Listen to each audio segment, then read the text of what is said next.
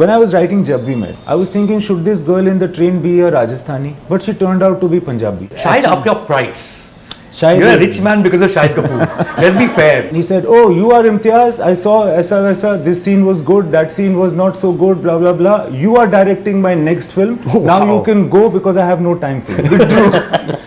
Who did you have in mind as a 30 plus? Clearly not a competitor to Alia. I was thinking maybe Aishwarya Rai without any makeup would be a great choice. I never thought that I'll make a movie with Shah Rukh Khan when I came Never. in. I was never. No, I didn't think of it at all. He's too big.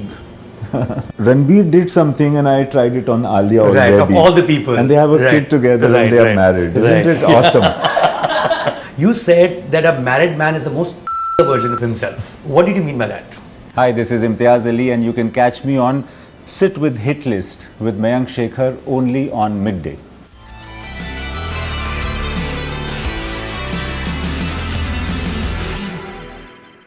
Hello and welcome to Sit with Hitlist, our completely unscripted podcast and print series. My name is Mayank Shekhar. With me is writer, director Imtiaz Ali. Thank you very much, Imtiaz, for being on this show. I'll tell you, one of the reasons why you had to be here is because I can't remember one episode of this show that we've done where you've not showed up in a conversation. Some Wow. anecdote or the other. I think the one that I instantly remember is Alia Bhatt talking about how she first met you, I think at a party or was it a screening, and she totally seduced you into casting her. Like she Not at totally all. followed you around, made puppy faces. That's really what happened? Yes, Not no? at all, not at all. That's her memory of it. It's a memory. It's a good memory for her to have. But now I'm worried about the rest of the things that have been spoken to me about my show. No, I no, no, should they're all, check it out. they're all cool things. They're all cool things. But do you remember this bit though? Yes, of course I do remember this bit. It was a movie called Love Shav De Chicken Khorana. It was a very good film and it was a screening of that film and I'd gone and I'd seen, her mum. I went to meet her and there was this girl standing wearing skirt and she was like looking like a young woman and I'd seen her before but like now she is like all and her film had released. I had not seen Okay. it. Karan's film. Student of the year. Student of Right. the year, and then I started talking to her, and I realized that there's some warmth in her. There's like an emotional quotient was very high, and I was very drawn to talk to her, and she was talking very nicely. Do you remember what she was saying? I, in fact, steered the conversation towards highway. Okay. I didn't tell her. Really? Yeah, but I started to talk to her about deeper things, about things about like home and society and shit like that, just to draw her out into that kind. And I started to hear her true voice. This is the kind of voice that doesn't change that much with age. And let me tell you that I always wanted to cast a slightly elder, like a woman of at least 30. I didn't want to More cast mature. a more mature woman who's had experiences of the type that she was going to talk about in the film. I didn't want a young person in the film. But after meeting her, I realized that what I was looking for was this emotional depth, which this little girl has.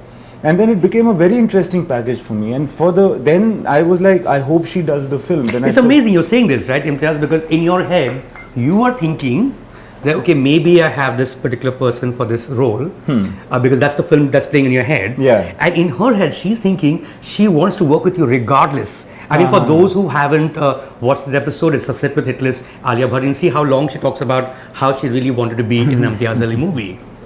It just worked out. Yeah, it worked out so nicely. And then I was up at her house because telling her dad that why don't you tell her to do my film, because I gave her the script to read. And the script was just like a 20-30 pager, and it was written like a novella. So she read it and I said, you call me and tell me what you think. So she did not call me for a day. Okay. And I was like, why hasn't she called me? Maybe she doesn't want to do it. And then I realized that she's actually a bit hesitant. So then I asked her over the phone that, did you like it? And she said, I loved it. So that loved it had a very hard feeling to that word. I was like, oh, so will you do it? And she's, can we talk about it? And when an actor says that, it means that she doesn't want to do it, right? So I was up at her house and I was like, she's hesitant. And then Bhatt Sahab says, no. Talk to her, yeah, you do it. See, he's a nice director. You knew him, of course. I know Bhatt Sahab very well. Right. So he's like putting in a good word for me. her hesitation was, she says that I don't know whether I'd be able to do all of what is written in this document. And she said that there is no scene in which I'm not there. Like everything is just me, and can I take that on? Was her problem. And we, of course, so I said, don't worry. I mean, we'll sync together if we have to. Yeah, but and like you would have known Mahesh Bhatt over years because he also did television. Is that also? Not only that, he was the first guy who asked me to make a film. Okay. So I was doing television already, and one day I was working with Manoj Bajpayee in a series. So which series is this? This was called Imtihan, and Manoj was playing a part in it. Okay. This was on Star Plus. Okay. Back in the day. Not one of those star bestsellers. This is a different one. Yeah. This is a long-running series. Right. So then Manoj used to talk about me with Bhatt Saab because they used to meet, and he was doing films with them, and then he'd mentioned me to Bhatt Saab, and then Bhatt Saab wanted to, then one day saw some stuff that I had directed. Then he called me. And I got this call because there were only landlines then, and I got this call, Mahesh Bhatt speaking, come and meet me. So then I asked Manoj ki kahan jana hai and all that. So I went to Vishesh Films, and there was a room full of people. I took 10 minutes to build up the courage to enter that bloody room because there were so many people. Unka pura sabha lagi hui thi, Bhatt Saab ki jaise ki hoti hai na. He's a god man, na? He's a god man. Director. Yeah, he's like talking about stuff, and he really enjoyed doing that. He was planning to retire as a director. I walked in with a lot of difficulty, and he's like, oh, come in. And he said, oh, you are Imtiaz, I saw aisa, this scene was good, that scene was not so good, blah, blah, blah. You are directing my next film. Oh, now you can go because I have no time for you. Withdrew. जैसे मंदिर से निकलते हैं ना, पीठ नहीं दिखाते. You back out like that. I backed out. I turned and I went down, and I went behind, and I went to this booth, PCO, and I put in a coin and called, and I said, hello, excuse me, this is Imtiaz. But sir, I didn't understand what you said. Oh, you can't tell him straight on his face. Because I was like, it took me time to understand that I haven't understood what this man said. So I went down and he said, ha, bete aise hi hota hai. Now you come tomorrow morning at so and so place and we'll talk. Then we started talking, and we were going to make a film together. A script that he had or you had? An idea that he had. Oh, okay. And he said, we'll write this film together, and Mukesh Bhatt will produce it. It will be produced under Vishesh Films. It was a story of two musicians, and I put it into music. He was... like Amadeo or like one of those things? Yeah, something like that. Right. Something like that. It was very brilliant. The way he said it, it was his idea. But one day I'll make it, some point. But that film didn't get made. Right. And ultimately something else happened, and I made films elsewhere. But I've been in touch with him all this time, and I keep in touch with him because I gain a lot of... He's a very warm person, and he's a very intelligent person, and he is not scared of listening to any thought or being open to any idea. So that's admirable about him. So Bhatt Saab's daughter. So at some level or the other, everyone's road leads to Mahesh Bhatt's office, right? Everyone has a Mahesh Bhatt story. It's incredible how that is true for anyone from the 90s onwards in general. That's true. Yeah. You ask Shah Rukh has his own stories. Right. Everybody has their own stories about Mahesh Bhatt. What is the Shah Rukh Khan story of Mahesh Bhatt? I don't know. I don't remember. You should have. But he also admires Mahesh Bhatt a lot. We used to speak about Mahesh Bhatt a lot. I genuinely feel, and I've heard a lot of those interviews that you've done, Imtiaz, I genuinely feel that you enjoy conversations. Yeah, I do. When there is somebody like you to talk to. No, I think you, regardless. Because you listen. The only problem that I have with some journalists is that they don't listen to the answers to the questions they are asking. You got to listen as well. You got to play in your the mind. Next question to ask. Yeah, and you can be nervous. I understand. I've been in theatre in front of an audience trying to remember the line I'm going to say. But then you also have to. I think it takes some time for a conversationalist to let go of the scheme and trust yourself, which you do, but not everyone can do it.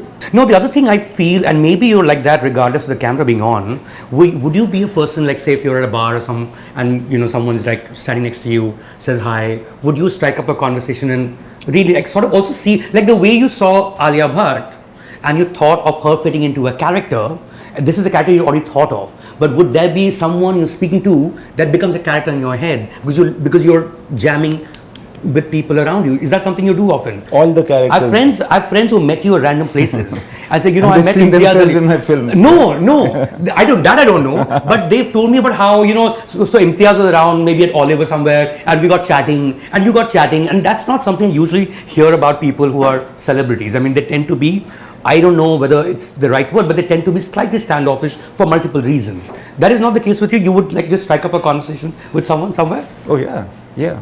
And I feel it's a blessing for me that I'm interested in people. If I wasn't, then I wouldn't be able to do the work that I do. It informs your work. It informs my work. It becomes the basis of my work actually. The interest I feel, interestingly, you must know this, that in Latin, I think, the word for talent and interest is the same word. So I feel that the interest in something is also your talent in it. So my interest in people is my only talent for filmmaking actually. The rest can be acquired as skill, what I mean? Like talent really comes from interest. And I've seen this in other people also, like Ranbir Kapoor. Interesting stories about my friend saying, I have to meet Ranbir Kapoor, and I'll ask him, I won't bore him, I'll just ask him this one question. And then after 2 hours of talking to Ranbir Kapoor, he comes back and says, यार ये क्या आदमी है यार, इसने तो मेरे से सुबह में कितने बजे उठता हूँ, खाता क्या हूँ, do I travel by bus or train to office? All these kind of irrelevant things this guy is asking. Yes, is Ranbir Kapoor. The point is, he's that interested in people. He is doing interviews though. I sense that whenever I'm like, when I see him on screen, I'm like, maybe he doesn't want to do this. No, he Someone's doesn't forced him to do this. No, he doesn't want to do it. But for him, he has to crack in his head this thing that, can I look at this like a conversation, like I'm talking to you, rather than anything else, rather than publicity. Most actors think that this is publicity. Right. It's part of their contract. They have to promote They have to do it, and then it's like a bore, and they don't know how different it is from acting. I don't come from acting. I come from anyways like chatting. Like I'm talking to the cameraman, I'm talking to the cinematographer, the editor, etc. So here I am talking to you. For me, it's like an extension of that. Right. For actors, it often becomes an extension of they can't separate the two, right? Because there is light. There is light, there is camera. They're used to this, they do makeup. Because we're talking about meeting people at bars. about a couple of years ago, I was at this bar, late night place. Do you know some horrific secrets of mine? No, not at all. In fact, the horrific secret is actually coming from me. So I'm at this bar, late night place in Jew. I'm not going to name the place because it's not supposed to be open at that hour, but it's packed with people, kach. And there's this girl who comes to me, and I'm hanging with my friends on a table, and she starts chatting with me for the longest, right? So I don't know what she's saying, even I don't know what I'm saying, but it's going on for a while, right? And at some point, her friend comes, taps on my shoulder, whispers me, so she thinks you're Imtiaz Ali. So I tell her, please let her think so. So for that person who's hopefully sober now, I think she took a picture also. That's Imtiaz Ali. I took my glasses off. That's me. But amazing. What it flows into Imtiaz, and this is not true for most directors in the world, by the way. They are not necessarily famous faces, right? I mean, I know, like say, for in the context of Bombay, you could think of, say, Karan Johar, but Karan Johar hosts a talk show, so that's one of the reasons why. I mean, you would be one of the most famous faces who are directors. What do you make of that as an artist yourself? Like, if you wanted to be famous, you could have been an actor, right? I don't think you were an aspiring actor. No. I've heard you say somewhere that the reason why you became a director, not an actor, is because you like to look at someone rather than be looked at. Yeah. And that's a conscious choice you made in terms of passion. What do you make of becoming famous when you're a director? What does it do to you in terms of you as an artist? So it can have its problems, because if then you have to find a way of not letting it stop you from having a regular life or regular experiences. Okay, and then I realized that it's possible. But when people recognize your face, then they kind of look at you, and then it makes the moment something else, and then there can be a kind of a sameness, because the sameness is the look with which people look at a celebrity or a known face. Yeah. But you've got to dispel that somehow, and it is possible, and one can do that. This is what I have. And also it kind of, you have to acquire the skill. Everybody, I've seen all the people that are recognized in public, they acquire a skill of how not letting it affect them adversely. To to whatever that is precious. You know, everybody likes to be seen, and I feel great when some people feel happy to meet me, or they come and get a That's picture. acceptance, validation at some Not level. only that, it's like, imagine you're just meeting somebody and that person is happier than they were before. Such a blessing, yeah. Such a what have I done to deserve that kind of place in people's lives? No, the reason why I'm asking you this, Imtiaz, is like, so for instance, to give you a sense and to give the viewers a sense, actually, we're in your office, which is in Warsaw, which is the entertainment hub of Bombay. This is where the film industry is. This is where your office is. It's window seat films. Yeah. Why is it called window seat? Because I was so fascinated by looking out of the window seat, and I thought that that's the road through which stories came to me. From the train. Yeah. From the Jab Harry Met train From and the Jab Harry various Met other train, things yeah. that From you've the- traveled. yeah. So now, anywhere you go, and because I genuinely feel, and I want you to like sort of delve into this whole area also to some extent, because this is where you've lived for almost 20 years now, if not more, Warsaw and nearabouts, right? Is that it's almost like a public sector colony. You know, everyone is roughly in the same industry. There are hierarchies within it. Everyone lives around here because work brings them here. And anyone who meets you, and more likely they're meeting for the first time, they only talk about your work. जब भी met आपने बनाई, अरे अब मजा आ गया, आपने Rockstar में तो फाड़ दिया sir. You know, now when you have to constantly be around those people, how does that sort of affect what you want to do next? You can easily feel like, why I arrived, you know, because your job is very inward. You have to think of something new each time. But the world is telling you, you've made it. This is the best. Can it hit you? Can it get to you? Can that fame get to you where later on, because you've also spoken a lot about pitfalls of fame in your films. Does it hit you in a way that maybe, I don't mean you personally, but have you seen people that hits where they become too satisfied? I don't know about people, but my experience has been, Mayank, that when a movie is made and by the time it is released and by the time people see it and hopefully like it, and when they come to me to talk about it, it's current in their minds. But I, for the last perhaps 6 months, I'm thinking about something else completely. So when somebody is talking to me about a film of mine that they liked, maybe even the latest release, I'm already thinking about the next film. So for me, it's like, you know, you're saying these wonderful things, it's all very good, but even now I'm thinking that even Rockstar is competition to the film that I'm making now. I'm with this guy now. You know, so I'm thinking, how do I make this well? All that you're saying is great, makes me feel wonderful, but I can't associate with it because I can't use anything of this to make my film better. Can I take anything from what you're saying to make my film better? What worked in Rockstar? So I'm like, Rockstar is already my ex-girlfriend. She's left. You know, and I also feel sometimes, you know, when they talk about it with so much love, believe me, the feeling that I have is that I'm a fraud. Yeah, that I have not done this. They feel that I am Rockstar. They feel that I am Jab We Met. How do I explain to them that I am someone else? You know, and yeah, it's almost like I was with that person at that point, or I was in that life. You think that I'm that guy, but I'm actually not.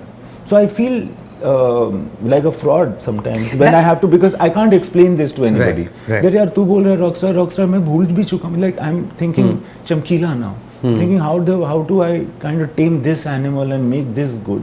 You're talking about Rockstar. I don't even want to go to the gullies that there's nothing for you to learn there. Yeah, there's nothing for me to learn there, except for like in experience of that, can I see something that has worked for you in Rockstar and see how I can kind of use that experience in Chamkila, which I might be making, for instance. No, I mean, I'm sure actors go through this in the sense that they are not those people, and they're always considered those people when they go out into the real world, right? That's, you know, like whoever the actor is associated with a particular character. In your case, for instance, Imtiaz, when you're like say hanging around in the area, literally every place, every cafe, every restaurant, every bar, every office, people making projects, they're thinking hits, flops. You know, there's a lot of bitching that goes on here as well. I mean, fewer people are successful. So those people sit around and they gossip about other people who are. How do you elevate, because you still live here, how do you elevate yourself? Because your art has to be above this. Your next story idea has to be above this. You have to be inspired by things outside of this industry as such, right? How do you elevate yourself from, is it hard for you to do? Very simple. Daydreaming. You know, when I'm occupied with a new story, I'm thinking about that. I'm not saying that I am, but like how Gautam Buddha said, that half your eyes are closed and half open. So half you're with yourself, and in that way I'm also with my stories, and half with the world. At any point in time. At any point of time. And in fact, people that are predisposed to be like this make it to the film industry. It's not the other way around. It is daydreamers, it is drifters, it is people who are always looking at, like on the other side of the hill or on the other side of the fence, that come to the film industry. You know, look at anybody's experience, and I dare say even your own. You know, we all of us, our generation, my generation, you're younger than me, I guess, but we are people that have drifted here. Because we wanted to be, because we were like dreamers. तो वही सपना बचाता है.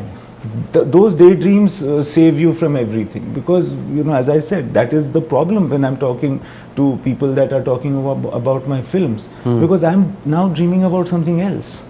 Similarly, when there is business being discussed or bitchiness happening, which is more whatever, often than not, right? Yeah. So then I know that the basis of me is like, I'm that lucky person that actually gets my livelihood out of dreaming, and that saves me from everything. It's like, it's my Kavach Kundali. But when you walk around here, and of course you've known them over years, not everyone makes it, right? Most don't, but they're still following a passion, a particular dream. But it's hard to pay rent. What do you make of that? That aspect of this world we're talking about? Because do you ever get to a position where you feel that you have enough? You have to be of the precondition where you feel that I've always had enough. And I don't feel any different from the time that I came in. It's not as though I have arrived now, and now that I have more money, I've got more bills to pay. You know, I've got a bigger all these bills lying here in your office. So these are company bills. I don't even know what exists inside those boxes there or those files. I have been very irresponsible with materialistic things also, with money and all of that. And God has been kind. Like, I've not had a day where I couldn't bring food to the table. But I also had this confidence that I've got two hands and a good pair of eyes, and I'll be able to find my livelihood, whatever. So it's with that kind of a stupid passion or a stupid belief that I have kind of hurled. What would you tell someone who's been that stupidly passionate but not getting anywhere, and probably in their mid-40s by now, and clearly that break is not happening, whether as an actor or anything else that they wish to pursue in an industry which is called industry, but it's really not, and it's really a bunch of freelancers and entrepreneurs, startups. That's really that scene. I'm sure they come to you. I'm sure they chase you down wherever you are. Yeah, of course. Yeah. Right. And then I'll answer this in two parts. This one thing that I've learned from Manisha Koirala, actually, she said this in an interview. And it is that when she was auditioning, when Manisha Koirala came here, I'm quoting you, Manisha, if you're seeing this, with your permission, but she said that when I came here and I was auditioning, I used to go out and audition and come back home, and that was my life before I got a break. And I used to think that as long as I'm happy with this life, even if nothing happens, if I'm happy with this life of staying over here, auditioning and getting back and having this life, if I'm okay and I can pay for it, it's fine. The day I feel dissatisfied, and the day I feel that I will only be satisfied only if something happens, then I will just go back to Nepal. You have to be satisfied in the life that you're living. For what it is. For what it is then. Right. Because it will never be different. You know, somebody might think that you are a very successful entrepreneur, you are a known face, you are a wonderful journalist, anchor and all of that, right? But you know that you don't think you've arrived. You're still on a journey. I don't know whether you feel different from the time that you started out. Maybe you feel, when you look at that boy who comes into the India, who came into this city, you'd feel that, yaar, iske paas bhi kuch tha jo ab mere paas nahi hai. You know, and you are making sure that dream. So I feel that you have to be satisfied at that time. For that moment. For that moment. If you're not, then I think you should anyways try to look for something else. Second part is that I don't feel that I've arrived. I don't feel that I'm successful really, like, you know. I don't know what is the measure of success or arriving and things like that. I don't, and I know that people will look at you in different ways. People that are more successful than me will look at me like a failure also. There'll always be somebody more successful than you anyway. Yeah. And so on and so forth. But I'm thinking that अभी तो मुझे करना है, अभी तो शुरुआत है. ऐसा, this is how I feel.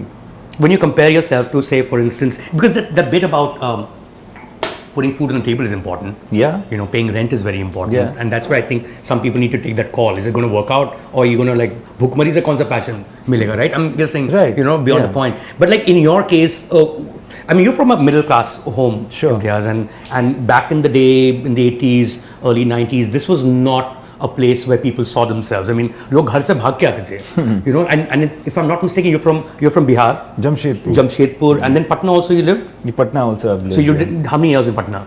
7 years. 7 years in 8 Patna. years. Thereafter in Jamshedpur. Before and after in Jamshedpur. Born and brought up in Jamshedpur, but for 8 Why do years. you have absolutely zero Bihari accent? Like zero Bihari accent? Because people in Jamshedpur don't have Bihari accent. But Patna, you were there, na? Yes, I was. But St. Michael's Patna, if I'm not mistaken. Yeah, yes. That's a shout out to the school. I've heard great things about the school. Yeah. But you're not from Patna? No, but I have lots of friends who studied there. Yeah. No, I'm very proud to have been in Patna, and I'm very proud to have been, because that's a great culture. Someday we'll make some movies and say something about Patna, Patliputra, Ganga, all those things that are so precious and a bit lost in the narrative right now. However, more on that later. But since I'm from Jamshedpur, since I was born and brought up there, my mother accent, so to speak, is a very different accent. In Jamshedpur, people... Which is a cosmopolitan town, yeah, everybody great... but like if you're talking to a Bihari person, can you... it comes in automatically. Just right? like if I'm talking to a person from Delhi, my whole tone automatically becomes different. Right. Punjab, somehow my tone is different, and I don't have even the knowledge that switch has happened. Yeah, but that Bihari thing totally comes on. Totally. Which is the bizarrest thing, like someone who's grown up, it was Bihar then, Jharkhand, right? But you are the person most associated with Punjab. Yeah. Right? Yeah. I'm guessing that's not an area where you'd sort of even lived growing up or had any access to. Not at all. I can see why Bollywood equals Punjab, because so many Bollywood stars have like ancestry in Punjab. So many Bollywood producers are. So there's a lot of nostalgia in the Punjab that they show. Sure. Sarson ke khet, you know, because there's something in their previous generation, even though they didn't live there. आपका तो कोई nostalgia नहीं है इसमें. आप कहाँ से घुस गए? पता नहीं यार. I think work took me there first. And then after that... Like how did work take you there first? When I was writing Jab We Met, I was thinking, should this girl in the train be a Rajasthani? But she turned out to be Punjabi. Why did she turn out to be Punjabi is because I thought she talk in a certain way. I don't know, I just associated that with the Jat Sikhni type of... and I'd known these kind of girls because I'd lived in Delhi. So she talk in a certain way. So she started talking a certain way. Then where is the train going? It's going to Punjab. So guess where I go to shoot? I go to Punjab. When I go to shoot in Punjab, I'm in a small town called Nabha. I meet people over there. And we've done all our preps, we've done casting, we've done costume, etc. But when you go there in Punjab, then there are people over there, and they, if you talk to them, they can guide you.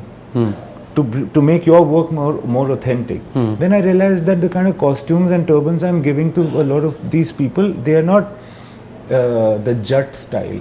They are some other style.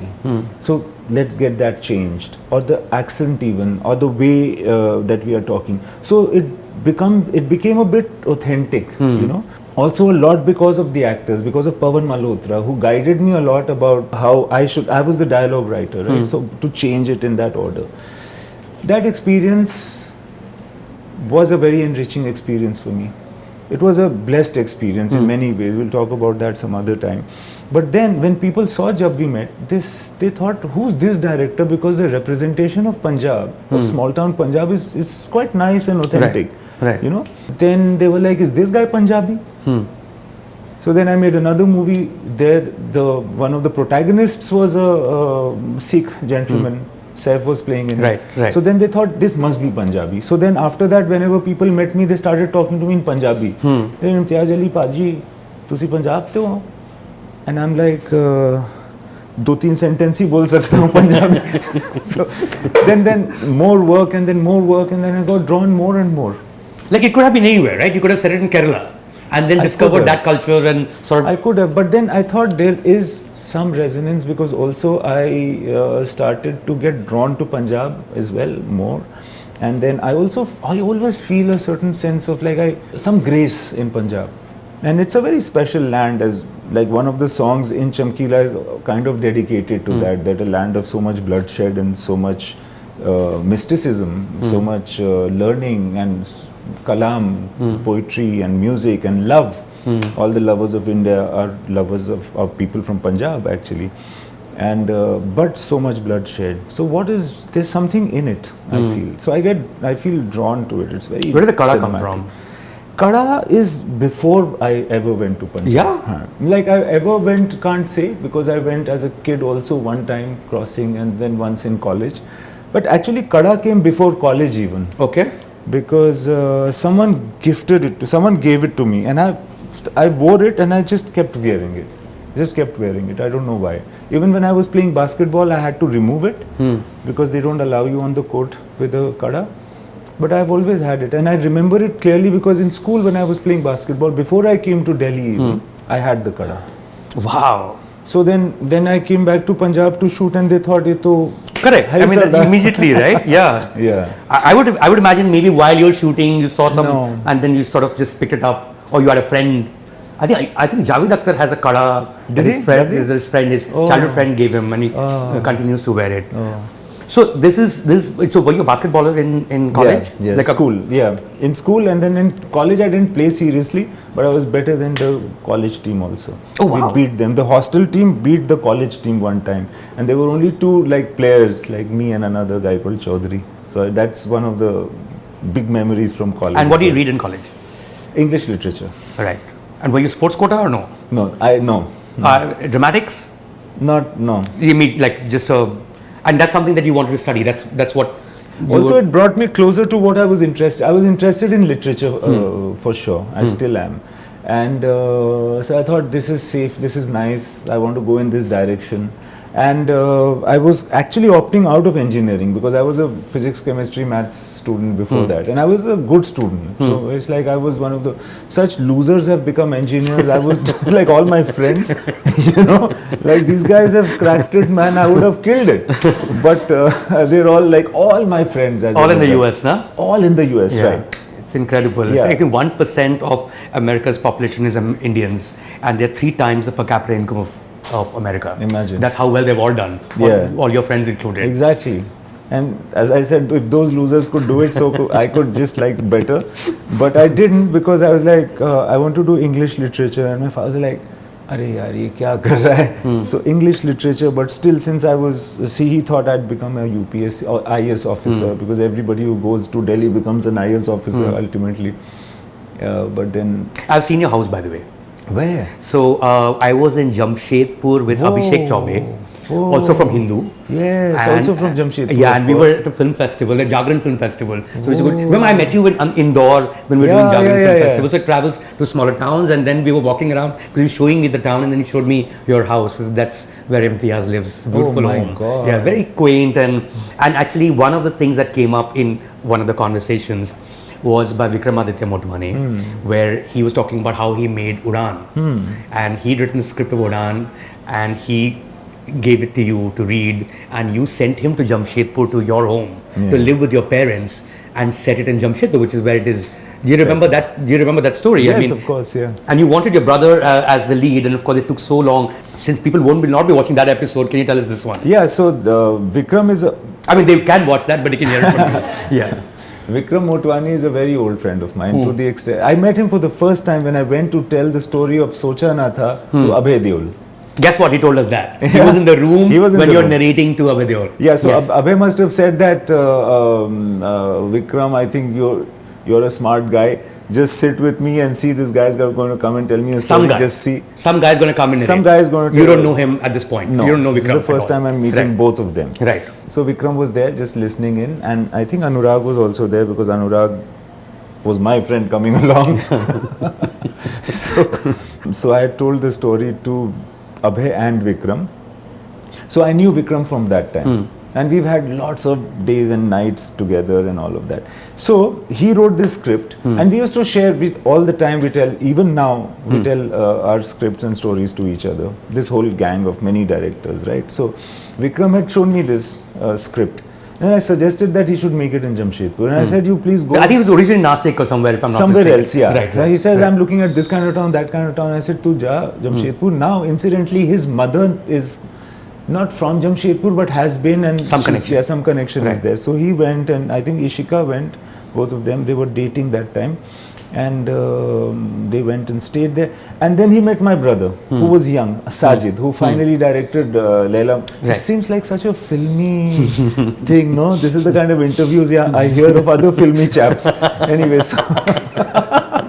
so this, interestingly, he went there and he wanted Sajid, because Sajid was taking him around.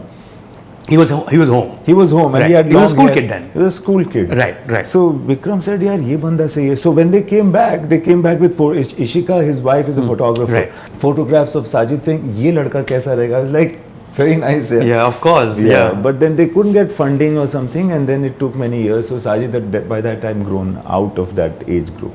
It's interesting you say, like, among friends we share, right? Because there is that whole batch of late 80s, early 90s, and they genuinely all, in some form or the other, most of them, not Vikram of course, he's from Bombay, rare one, but they all come from that one street of Delhi University. Left में, if I'm going straight, then left में Hindu College, right में Stevens, आगे जाके Hansraj, Anurag was in Hansraj, right में Khalsa, Saurabh Shukla, Khalsa. I mean, they both wrote Satya became like this. Ramjas, Manoj Bajpayee. You were Hindu, of course. Vishal was in Hindu. What really happened at that time? So crazy. How do you make sense of it? They literally changed the indie scene of Bombay, almost made it the new mainstream. I mean, that Palace Cinema khatam ho gaya because NFDC died, and then there is this whole lot that came to the city as actors, directors, and they just completely changed the syntax of Hindi films. Yeah, some research has to be done about this. This is like a, but how I look at it from a personal point of view is that when we landed up over here, we kind of knew each other because we were all in the theatre, literature scene in some way over there, and we had sensibilities which were a bit like literature, I wouldn't say arty, but a bit literature oriented, coming from... Like, were you like a kurta wearing... kurta wearing, left leaning. No, I was actually a college student when I was also doing theatre in Act 1 in Delhi. So I'm from that Mandi House Jol, right? For sure. And we used to do rehearsals in Act 1 in NSD. And so we were like, Anurag and I knew each other. Anurag did not know let's say the Act 1 people, like he didn't know Sujit Sarkar or Gajraj Rao or Manoj Bajpayee, but I knew them, or Vishal Bhardwaj. I knew them from Hindu and from Act 1 days. So Anurag also met them. So it, like, the circle was already kind of semi-established while in Delhi. Right. It's quite a coincidence, right? Yeah. Almost. Yes. And then Anurag knew some other people that I didn't know, but through Anurag I knew them. So like I'm like, after coming here, Shivam Nair, Sriram Raghavan, these guys, Zoya, right? I got to know through him first. Like we're all friends of each other, of course. Now it's so that's how this kind of made. And then when we came over here, we were told films are not working, nothing is working. There's no money. There's no money, or paise ke liye, matlab there's no money. Film will end. There'll be no cinema in theatres anymore. Like they're saying right now. They're like, they've always been saying this. Every 5 years, every 3 years, अब खत्म हो गया, सब खत्म हो गया, बर्बाद हो गया, लूट गए, अब कुछ नहीं हो सकता. So we came in at this time, we're saying movies are not working. Nobody knows what is working.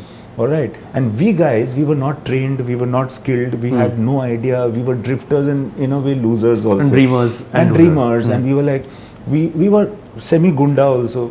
So we came in over here and people were saying, yeah, nobody knows what's working. And we started saying, we know. We know what's working. We know what will work. This will work. Socha Na Tha will work. Panch will work. You know, Black Friday will work.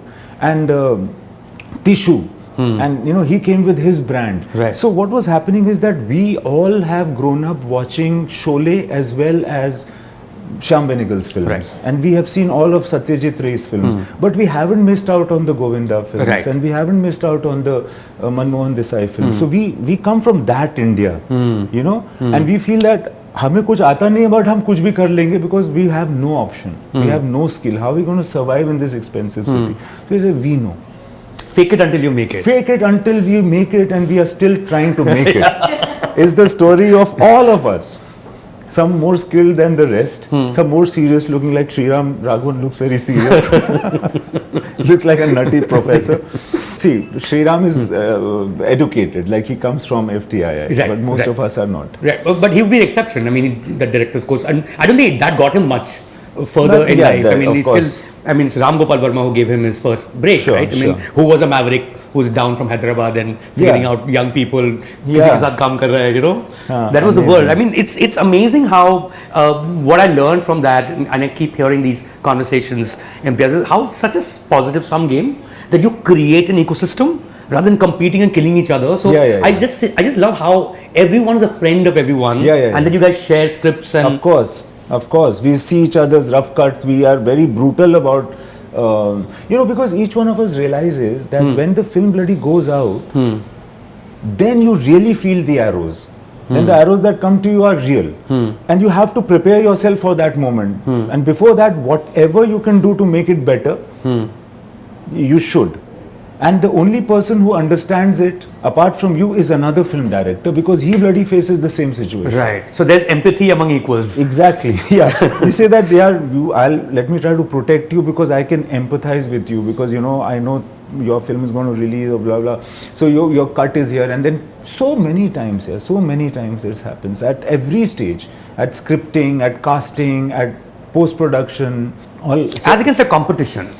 As against a competition. You know why? Also because we are smart enough to know that if there are two good films that release in a week, we'll watch both of them. And if no good film is released in that week, we won't go to the theatre. That's how Indians are. That's how we are. That's how everybody is. This is not a need-based Right.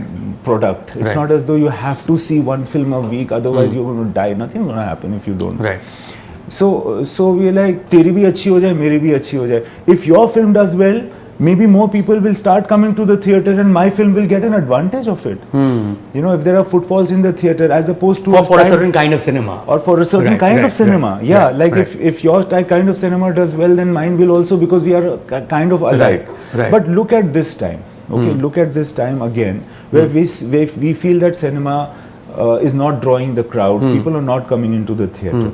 Anyone's film does well, all other filmmakers should be happy. That people are saying that the audience is losing its habit of coming to the theatres.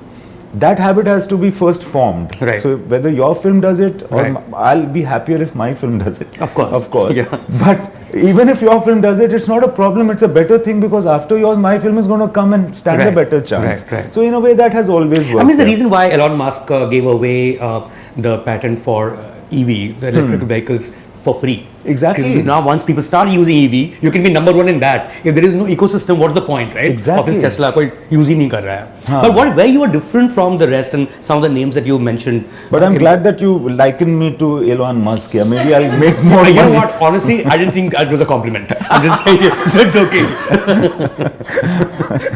But like you are very different from that lot, in the sense that there is something deeply mainstream commercial about you, as someone who just took to music, for instance. Like these guys didn't. They were trying to do stuff. I mean, of course, they all had music, and Dev D has music as well. Yeah, And all those exactly. things. Yeah, but you prolific. were, that's that grammar of Hindi cinema, where कि ये situation है, situation में ये गाना आएगा. We were losing that, it's an inheritance. We were sort of losing that with the Yash Chopras of the world. They knew it. That's what we've loved over years. I mean, you were the person who was taking a mantle forward in mainstream, doing your own thing. I'm not saying you were doing the cliches, but you knew how to engage music into script, which I think the others did not. Would you agree with that? Was there something that you were conscious of, that music is very important to you? No, I wasn't conscious of Okay. it. But now when you say this, and when I think about it, what I can give it credit to is actually Jamshedpur Talkies, Kareem Talkies in Jamshedpur. These theaters belong to my family, like to my Do they still relatives. exist? They don't work anymore, but Okay. the building structure is there. There was a taxation problem that side Right. of the country, and then they shut, and many others. But in these two cinema halls, and also Star Talkies, which is a bit far away, But since I was a kid in the family, I could get in, and at any point of time when the movie was going on. So your family owned a theatre? Two theatres. Back to back, and they had a house, and I've stayed in this house for 1 year when my parents were actually shifting back from Patna to Jamshedpur.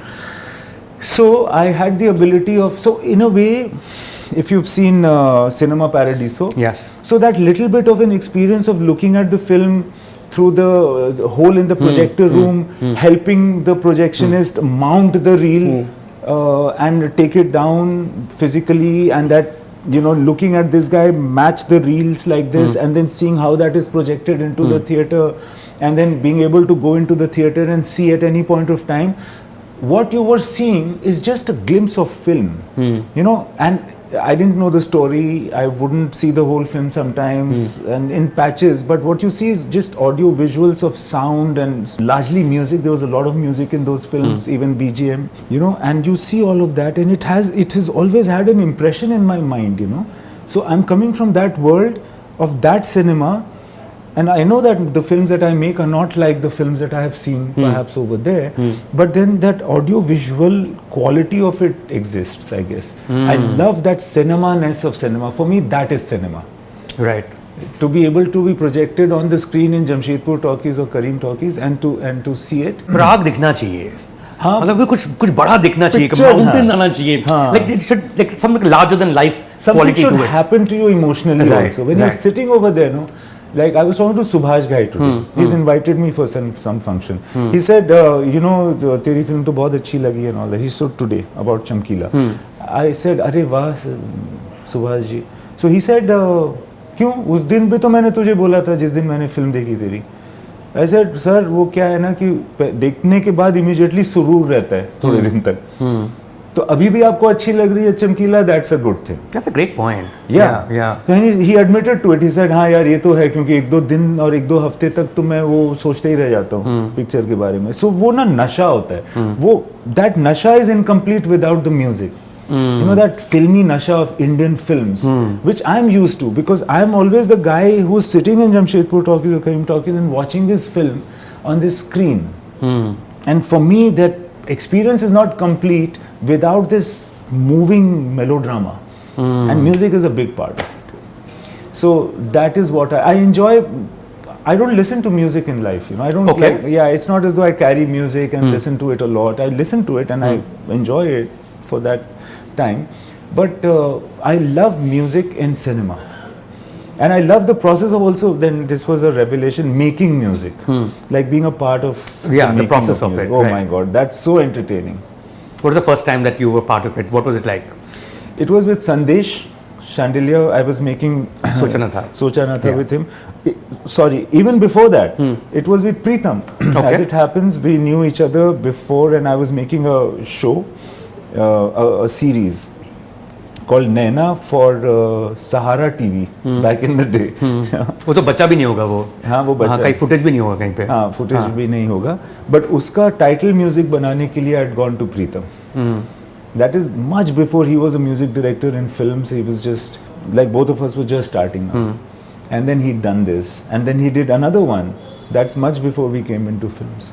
Like that's the sense I get, Imtiaz. Like whenever you talk about music, you talk about, like, say, sitting with Rahman in a room. I mean, you're mesmerized by the process, and that's exactly how directors in Bombay used to be back in the day. Those are the stories that you hear कि, you know, R.D. Burman बैठे हैं और ये भी बैठे हैं साथ में, फिर ये हुआ वो हुआ. You're the only one from that generation who does that. Wow, I'm so happy about that, because actually because also people have been so crazy and kind. Like imagine a guy like Preetham.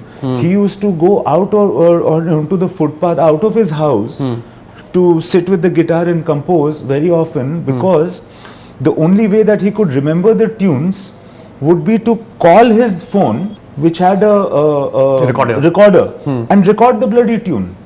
और even like तो Dictaphone ले लेता ना.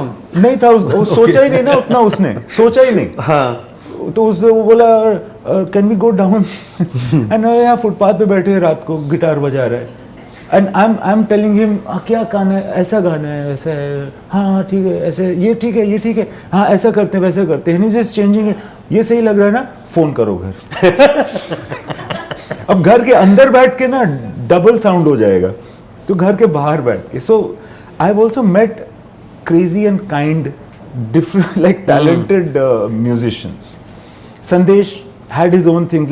So I was like, the door was open. They brought me in and said. So I was with the process of composition. I was like, what can be more fun than to sit over here and see composers just composing music, such beautiful melodies and tunes. While you're describing the visuals to them? While I'm describing the film, the visuals, and this guy is getting affected and music is coming out. It's like I'm playing a musical instrument, man, with an A.R. Rahman. Imagine how thrilling it can be. I mean, it's just mind-blowing to sit behind Rahman and when he's on his keyboard doing the basic work of BGM, of background score.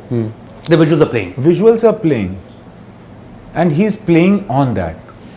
What an experience it is. And he's like, is this okay? Is this okay? And I'm like, everything he does is more than okay. But I also know that he had told me early on that, no, you are the director, you have to do your job. So I can't just say that, oh, I'm so mesmerized, you are Rahman, aapko kya bolna hai, waise nahi chalega. So he's like, or this. I said, yeah, but right now he's a bit apprehensive also because he knows he has to go there. Music changes. So that experience is so enthralling. Just listening to a song will never be enough after this. When you see these kind of extremely talented people, and for me, talent in composition is like the highest form. That's the talent that I love the most. Right. So when I'm with Sandesh Shandilya, when he is composing, and again, as I said, these are kind people. These are crazy and kind people. Rahman is one of them. They let me in. They bring me in. They have no walls with me. I'm very, very lucky that I've been brought to this place where, I'm a part of this process. And what do I have to do? I have to keep telling the story. I have to keep telling what is happening, what the character is feeling, etc., etc. And you take it from there. Then the singer comes in. Then Irshad is there. Then he's also processing it, and then words are coming out. And then the words and the sounds is kind of playing off each other, and both are changing, and the song is getting. Tell me about your relationship with Irshad.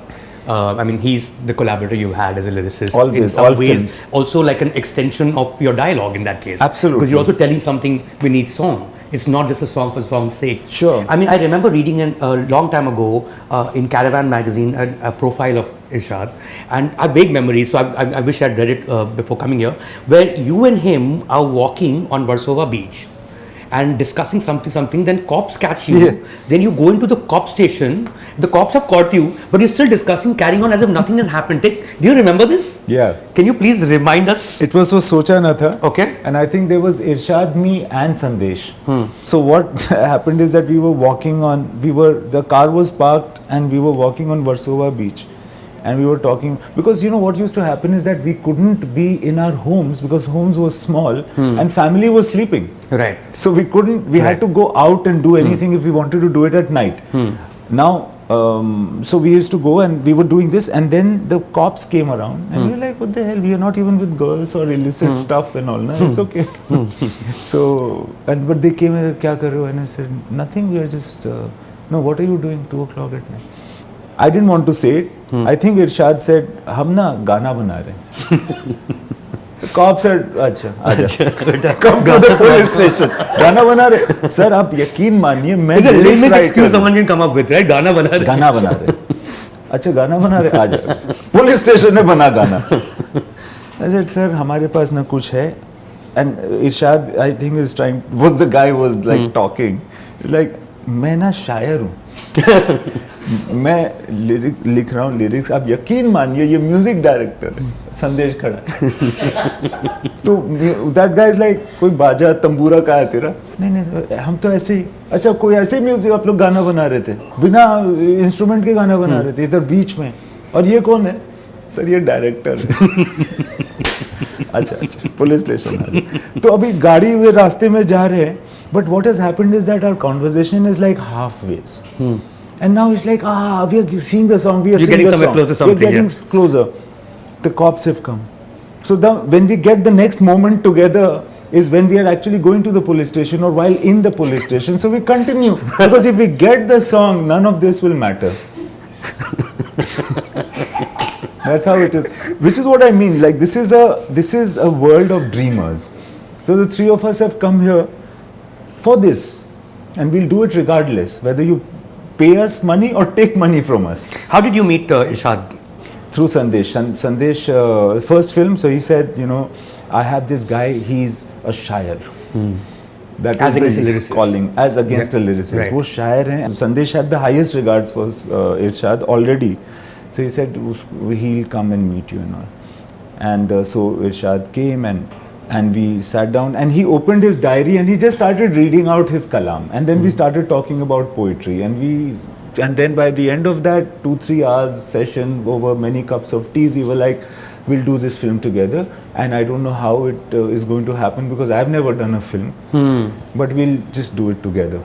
Because the happiness of having met somebody who had a high taste in poetry was in this city. You crave that, you always, if you find somebody who loves poetry, you crave for that and you catch that person. Irshad and me kind of hugged like that for just a common love for poetry, because he's also a literature person. And then he also grew leaps and bounds beyond expectation. And then I realized that, with this guy, my communication, what I cannot say in dialogue, I can say in lyrics. If I tell him, he kind of works it in that way. He's giving a third perspective. He's bringing the larger thought of the film, which often is not expressed in dialogue and not even known by the characters of the film. It's like the author's point of view. And he's also bringing that whole quality about being inside Jamshedpur talkies, the melodrama, the bowl of that, the kind of lyrics that he's written, they bring in a way that melodramatic, cinematic experience. Is that how you write? Do you when you're scripting, do you know that there is a song situation here? The way it used to be, I think there was a whole phase of people picking up these Sitfields of the world, ki 3-act structure. वो इसके पहले ज़माने में लोग नहीं करते थे, and they had a syntax of their own, which I felt as a movie buff we were losing out on. Is that something that because you met so many people here, is that something you try to develop also as a screenwriter of song situations and where a song fits in? No, actually, and never shied away from lip syncing either at any point, right? Yeah. Because that's the parlance with which we've grown up. Yeah. So for me, it's natural. However, I have always had, I have written in song situations within the screenplay. Sometimes in the first, sometimes in the second drafts. But most of the times there is always this thing that, okay, now a song will happen because something is happening here, something is turning and I need this thing to happen. And this is the kind of feeling that comes over there. Sometimes there are no words or really what is going to be expressed, but there's a mood. But there's a reason, and that reason could be a release of frustration maybe, or it could be time transition oriented. Montage. A montage, or it could be something else. So there is always, I write it in. And you know this is where it fits. Because it's easy for drama, right? You know where the story will go next. But to know where a song comes in is a pretty visceral. But that's also a part of the story as it goes forward for me. Yeah, I mean the song, the film, the story will not be complete without this thing. Somehow, yeah. Right. I mean, I'm going on about this because it's such a dying art form. And and all the indie and mainstream indies that happen, Mindies, we can call them what we like, or Hindis as it were, right? That's something that was, I thought, missing in the same scale, because I think the world that they came from, and I think a lot of them moved during Bandit Queen, if I'm not mistaken, 94 mein, itne sare Bandit Queen ke actors, they all came down, right? Manoj was there, Saurabh Shukla was there, Tigmanshu Dhulia was doing the casting. They were all Delhi people who'd moved around that time, and of course, a few years later as well. There was more drama, right, in their works. Take us through a little bit of the whole dramatic scene, Imtiaz. I mean, you mentioned Act 1, and I hear so many people talk about a gentleman called N.K. Sharma. Everyone's like, he's like a bit of a cult figure in Delhi, in Bombay, while he's a Delhi personality, a theatre person. Lots of people talk about Keval Arora from KMC. This is the world that you were part of, and so many of the people that you were associated with now were part of. Take us to that world. Who were these people, and what impact have they left that perhaps we don't talk about enough in terms of their contribution as well? N.K. Sharma, my friend N.K., or also referred to as Pandit Ji, Okay. Was the director, or continues to be the director of Act 1 theatre group.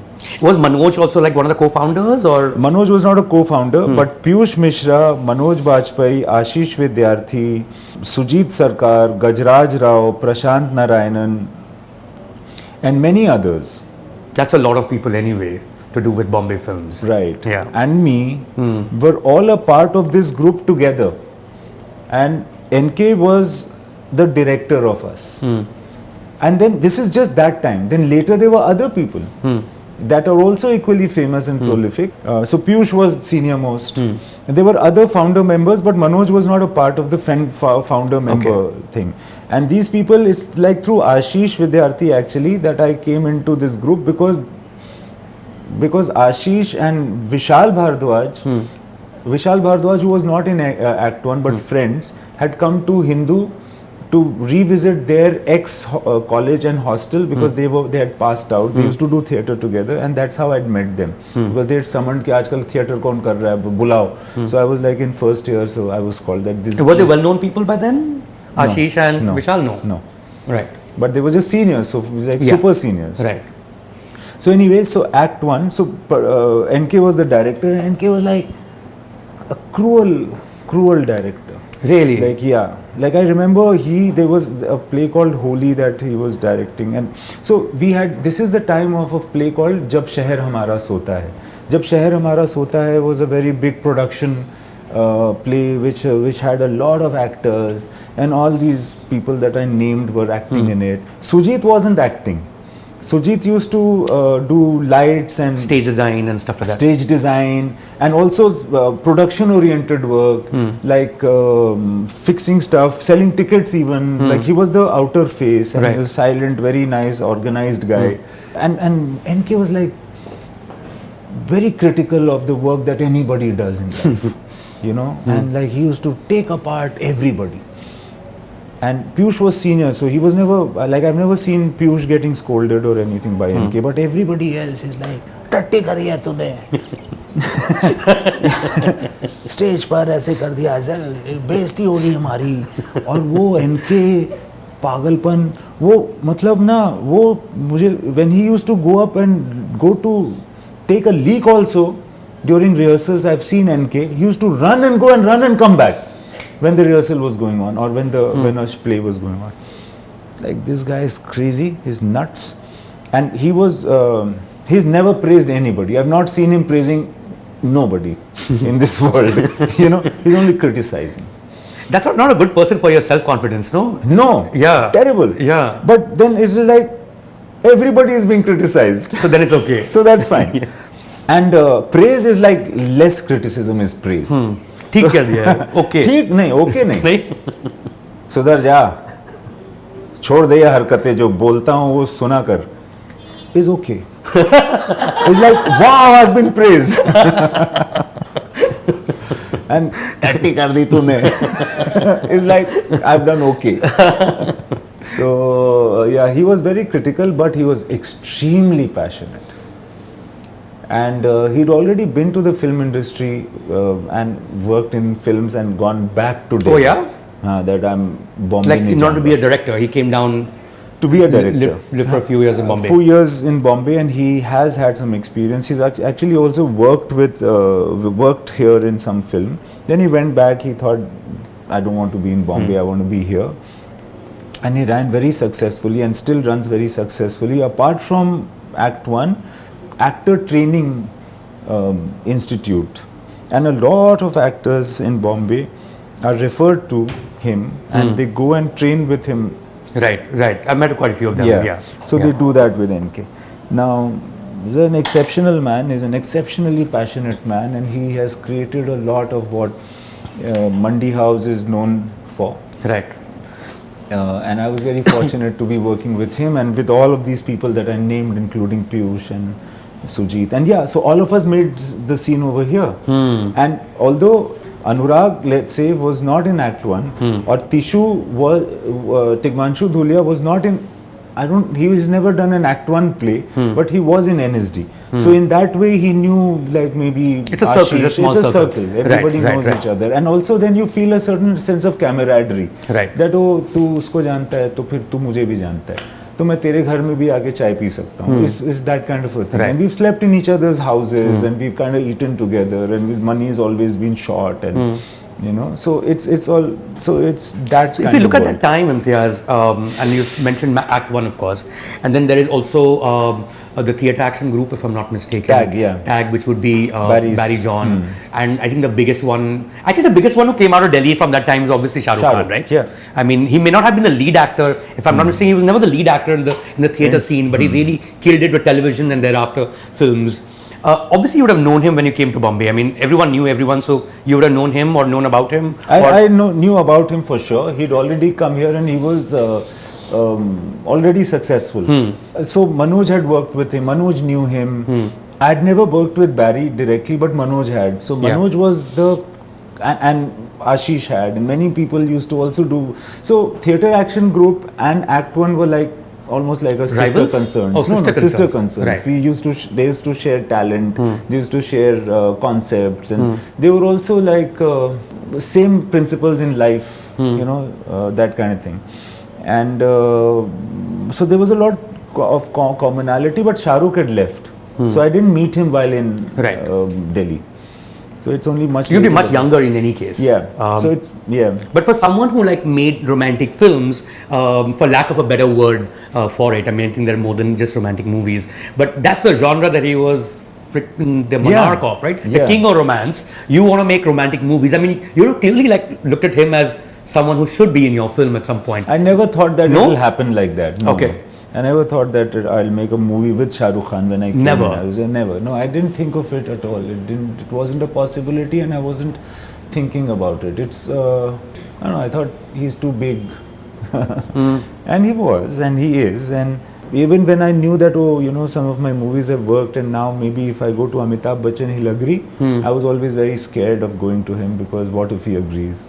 Like, I can't be working with Amitabh Bachchan, Yeah. So that's what I used to think. You don't come across to me as a starstruck guy at all. But Bachchan, like whatsoever. Amitabh Bachchan is too big, Yeah. Like Shah Rukh Khan can't be that big for me because he's younger also. You know that thing, what Amitabh Bachchan, even Bachchan Saab doesn't know what he is or what he. To that, I'm a North Indian boy coming from small town. I've seen that when Amitabh Bachchan, like, slide used to come of Giraftar, they used to break seats out of excitement and frenzy. Like I still feel that frenzy. So that Bachchan, I thought, yaar, isko dur se hi pranam karunga. But he's such a person, Bachchan Saab, such a person, and so like genuinely down to earth. Have you got a letter from Amitabh Bachchan? Yes. He tends to send those, Yes. right? What is it? Rockstar. Rockstar? What did he say? And the best thing was the timing, 1:42 a.m. or 2:42 a.m. Dear Imtiaz, I've just finished watching your Rockstar. I like how you put the baritone while he's writing. He wasn't saying it to you. With flowers. Superb.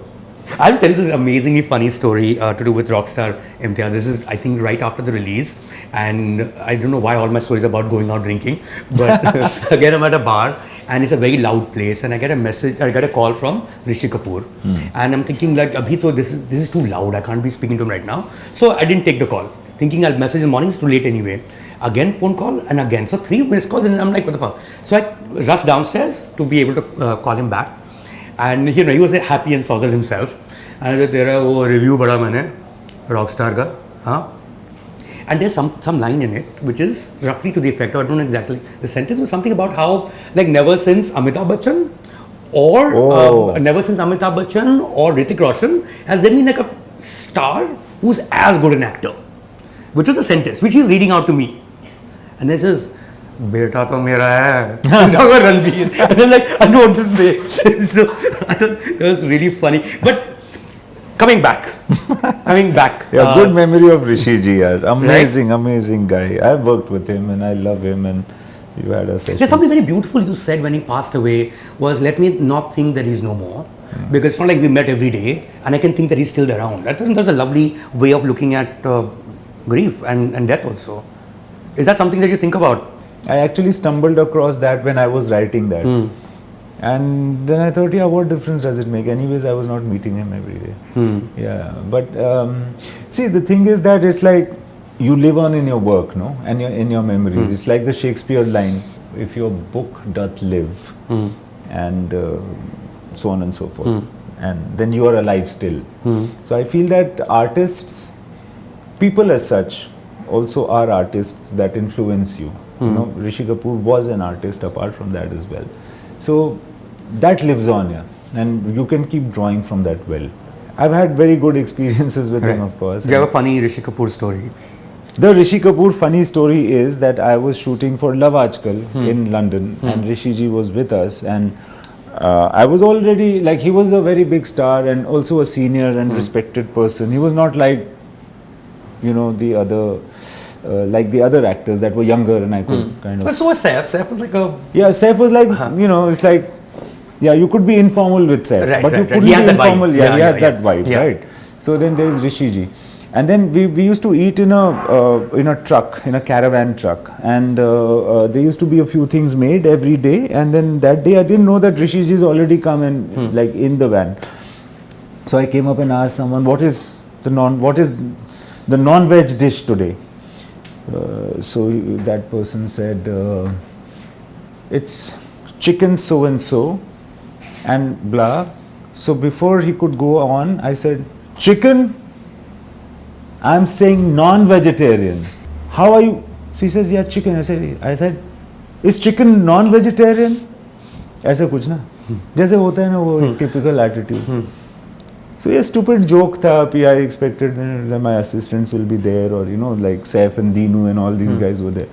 And then suddenly someone turned from that end. Who said that? Kisne bola? Kisne bola? And suddenly I thought, Rishi ji. And Rishi ji is like, you said that? I was like, yes. Come here, come here. Hey, साहब के लिए वो बोला जो lamb में था या fish में था जो भी बोला. And then you will eat with me now. This is exactly my views. They also irritate me by saying chicken.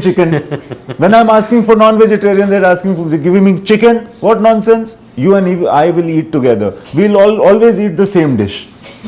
So, like, I said, wow, this is how you warm up to the actor. Right. Like, oh, this red meat has led me to be a friend of Rishi ji. Rishi ji is giving me the privilege of like eating with him. So I was like, already easy before starting to shoot. Was it hard to direct though? No. No? No. I had heard these things about, Rishi ji leaves at 9 o'clock or doesn't do rehearsals, or doesn't do rehearsals. More of an instinctive actor.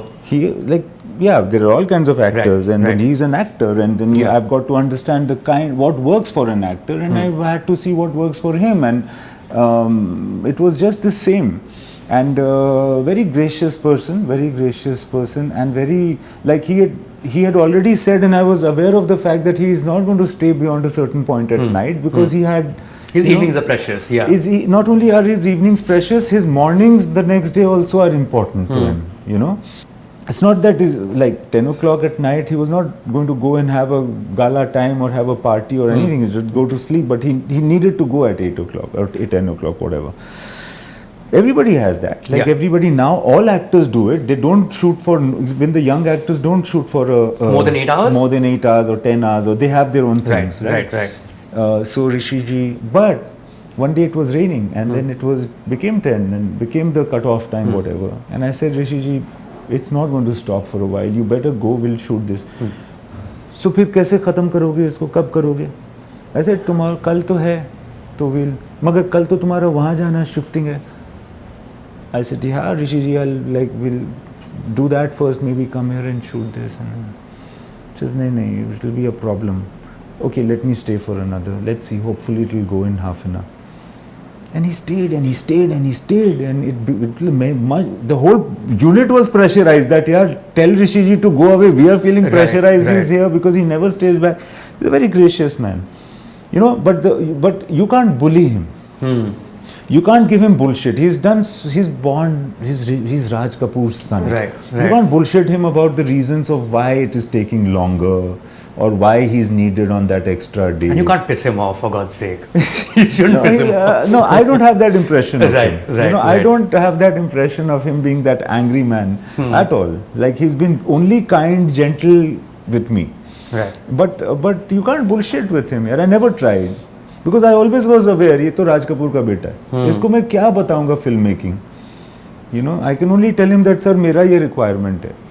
So he was always very kind to me. I mean, that way, it seems like the only person you're starstruck with in a real sense is Amitabh Bachchan, right? Because you've, and I'm going to ask you to like distinguish these two actors because you worked with both of them and in the second person twice, is Shah Rukh Khan and Ranbir Kapoor, and you've directed them both. How are they different to direct as people? Shah Rukh and Ranbir? Yeah. Oh, completely different. Completely different. Shah Rukh is a very, very charming, intelligent, kind person. Both are, the commonalities, both are very interested in people. And both are very good with people in different ways. Shah Rukh has the confidence to reach out and talk to people. Ranbir, I feel, is inhibited. So he does not make the initial approach to start talking to somebody. He waits for them to talk to him, but he's as interested as Shah Rukh is. But Shah Rukh has much more knowledge. But what about as actors in terms of? As actors, they're chalk and cheese, like completely different. They like Ranbir lets himself go. Oftentimes, he's not aware of reality when he's in a shot. He's in a zone? He's in a zone and he's lost to the world. He's lost to the process of filming as well. He can get there. You know, he really, for that time, believes he's Janardhan Jakhad or he's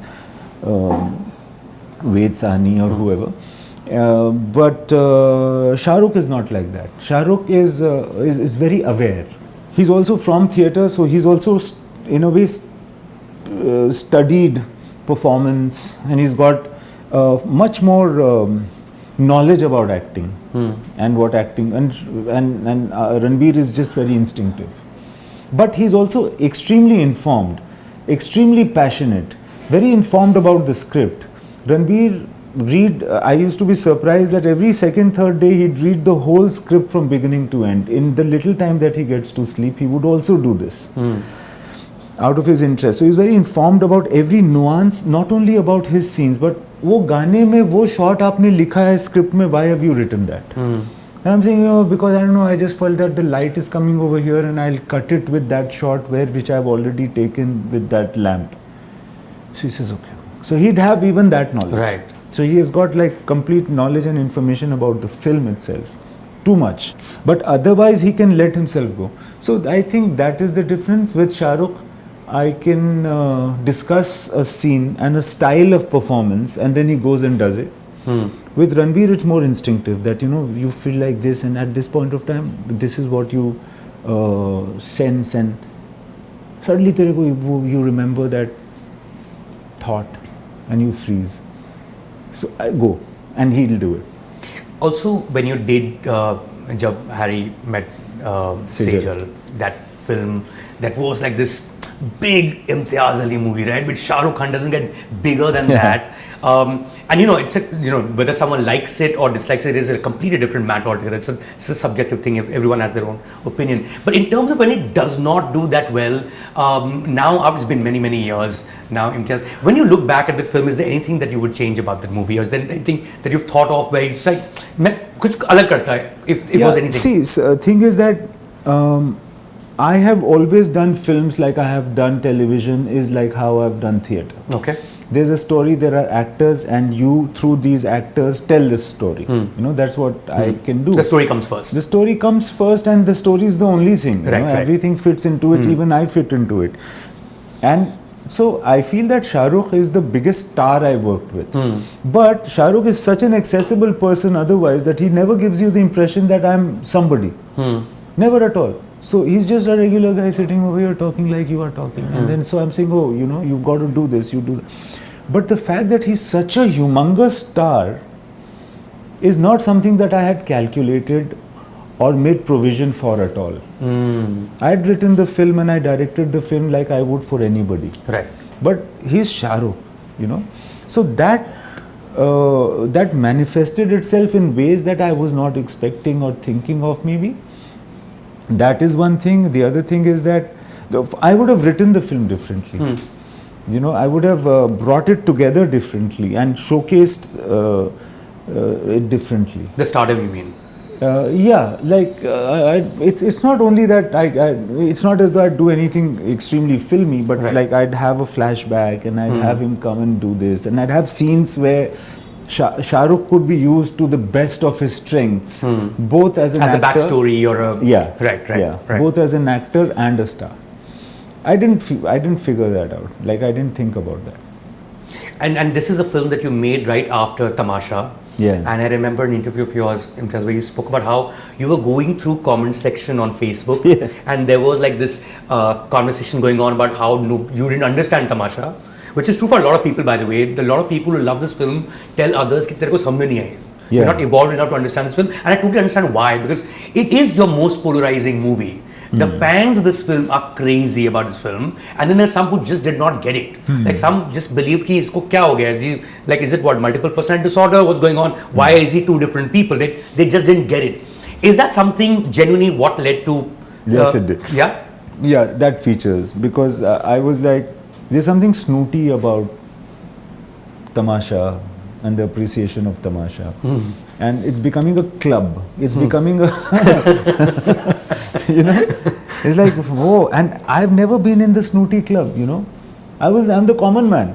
Like I'd never, like even when I was in Delhi theatre, I used to think that those actors and people that talk about real intellectual stuff and all that, na, beyond a point I was like, यार चलो यार picture में गाना वाना चलाओ, कुछ मजा करो यार, इतना boring हो रहा है अभी तो, you know. So I was never a part of a snooty club or an intellectual club. I used to think I'm a sellout. So I thought, this is wrong, boss. This is going the wrong way. I need to do something to break out of this image. People are expecting like a lot of intel stuff from me. So let me just make a hardcore massy commercial Shah Rukh Khan film. That's it.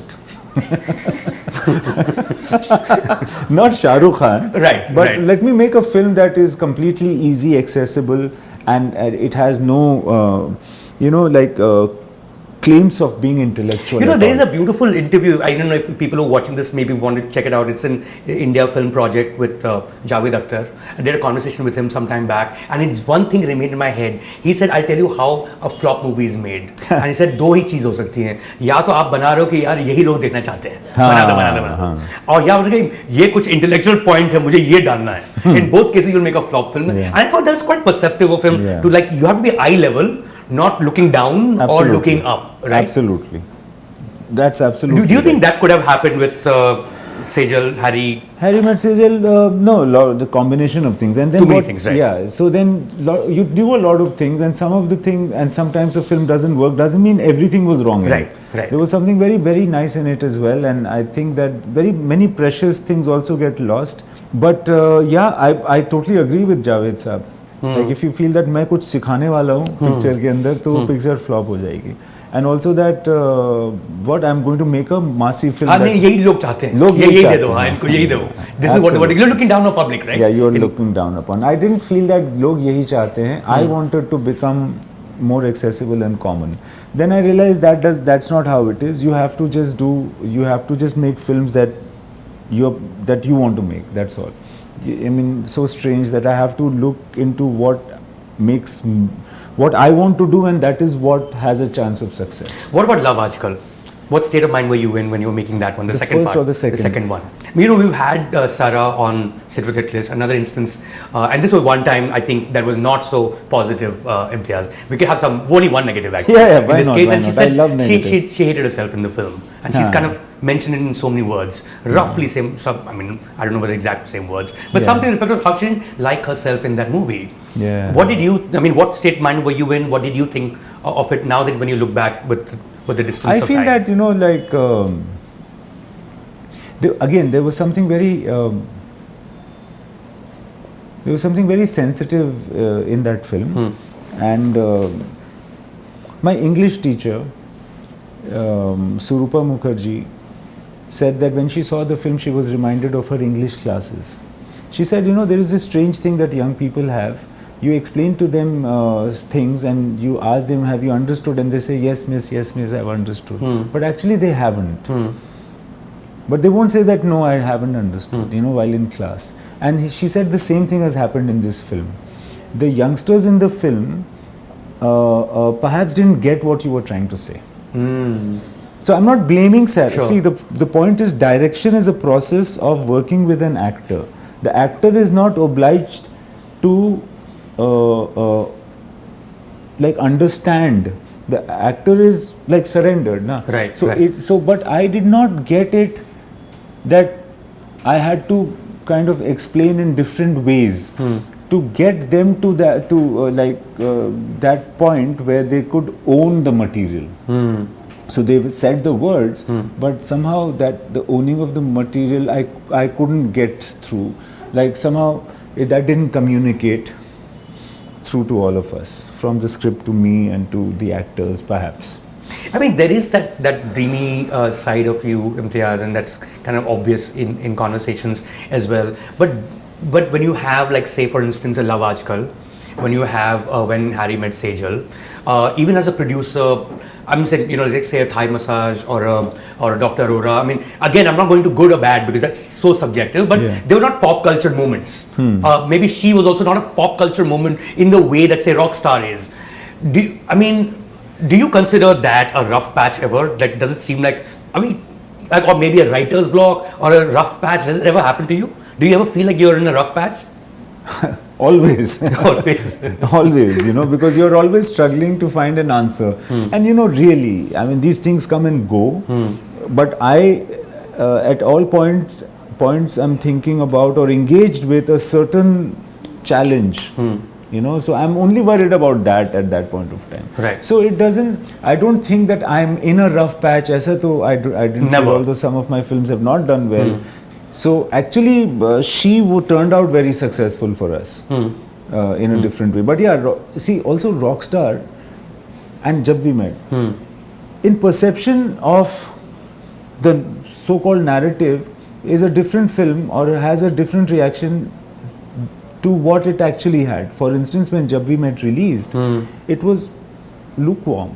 Really? Yeah, it was fine. It wasn't like the blockbuster of the year. No, it wasn't. It wasn't the blockbuster of the year.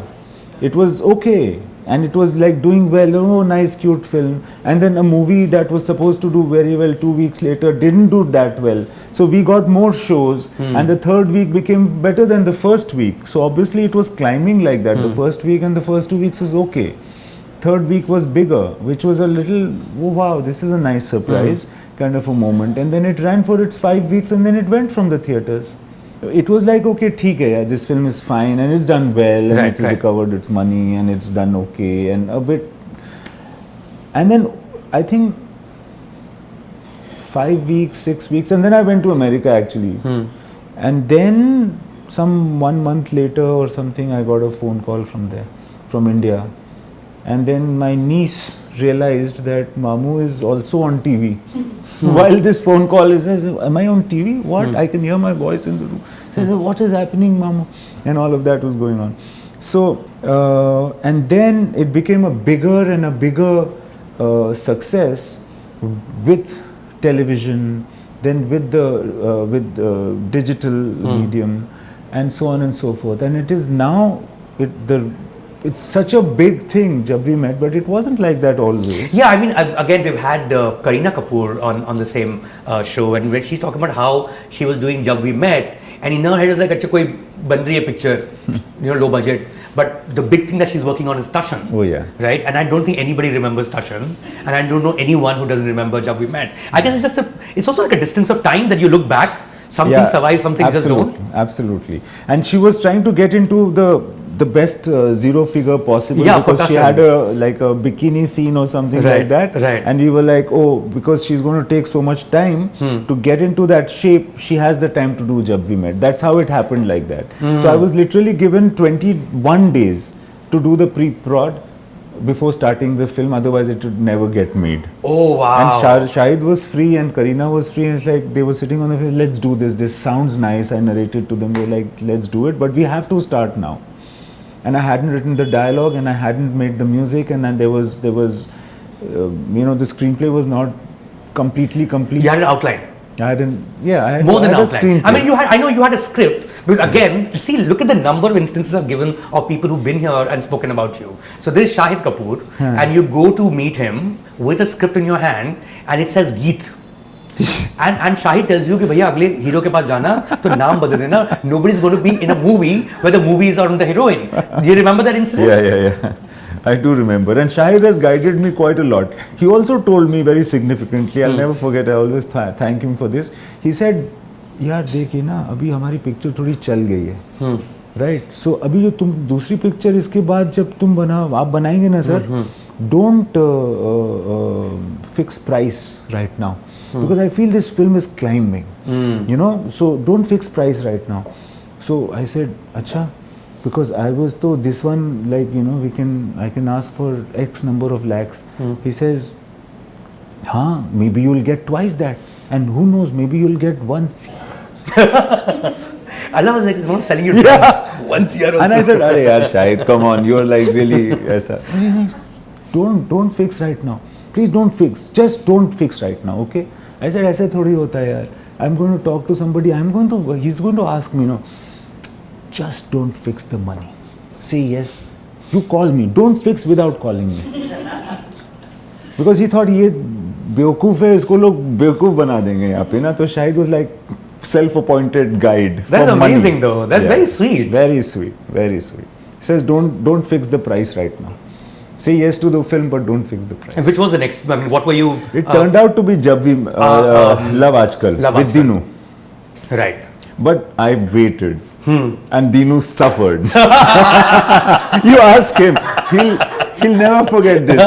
He's like, sir, आपने जो number बोला, my head hit the roof. I said, blame Shahid Kapoor for this. What does money mean to you? A sign that you're relevant. A sign that the film is really happening, or the work is really happening. That's all. I always tell everybody that if somebody gives you, money is very important. If somebody gives it to you, it means the work is happening. Otherwise, there's no guarantee. Otherwise, there's no value for it really, for your work. Like in box office terms, there will be footfalls. The number of people who went to watch in theatre. That means a lot to me. That money means a lot to me. Right. Like how many people came, what did the film collect, and all of that. But there are various ways of looking at that information, because it's not one size fits all, because how the deal has been for the film and how the sale has happened and what the recovery becomes, whether it's net or there are so many layers of that information. So now audience people, somebody chart wala in Mathura also says, सुना कि उसने 100 मारा, अरे उसने तो 75 पे टूट गई पिक्चर. ऐसे तुझे कैसे पता भाई? मुझे ही नहीं पता ये सारी बातें. तुझे मालूम है कि वो कितने में बनी थी, कितने में बिकी, उसका क्या डील था? So people are so obsessed, like the audience is more obsessed about the numbers than filmmakers are. But numbers are important. It's not as though they are not. Yeah, but it just all conversations get turned around just the numbers, right? Which is a very bizarre way for an audience member. उसको क्या फर्क पड़ता है? It's not like the money is coming to him. It is his money that is going there. Right? So what are you so interested in? So when you say do a Chamkila, firstly, well, I should have said that right at the beginning. Congratulations on Chamkila. Thank you. The most watched film on Netflix from India. Not a surprise at all. Clearly the most loved film of the year so far. When you don't have that box office to think of, and this is the first time you've done a feature film which is purely for Netflix or OTT as it were, is that a little more liberating, or you never thought of these things anyway? No, I didn't think of these things anyway, but it's liberating in the way that the rules of the game are slightly different. I feel that I'm a big screen film director. Like I visualize the big screen while writing it, and I'm always, as I said, that kid in a cinema theater watching the film while writing it. but the rules of the game in digital are slightly different. We are not so sycophantic about stardom, for instance. The material of the film is important, and I know, and everybody who's been in films knows that that's all that finally matters. Right. You see, we were talking about films with big stars not doing well, and films with non-big stars also doing well, and films with big stars have also done well. Everything is possible, boss. It all depends upon how the material is. So I feel that right now, because OTT is fresh, they are looking at it like that. They are paying some respect to, the system is paying some respect to the material. And matching the character to the actor.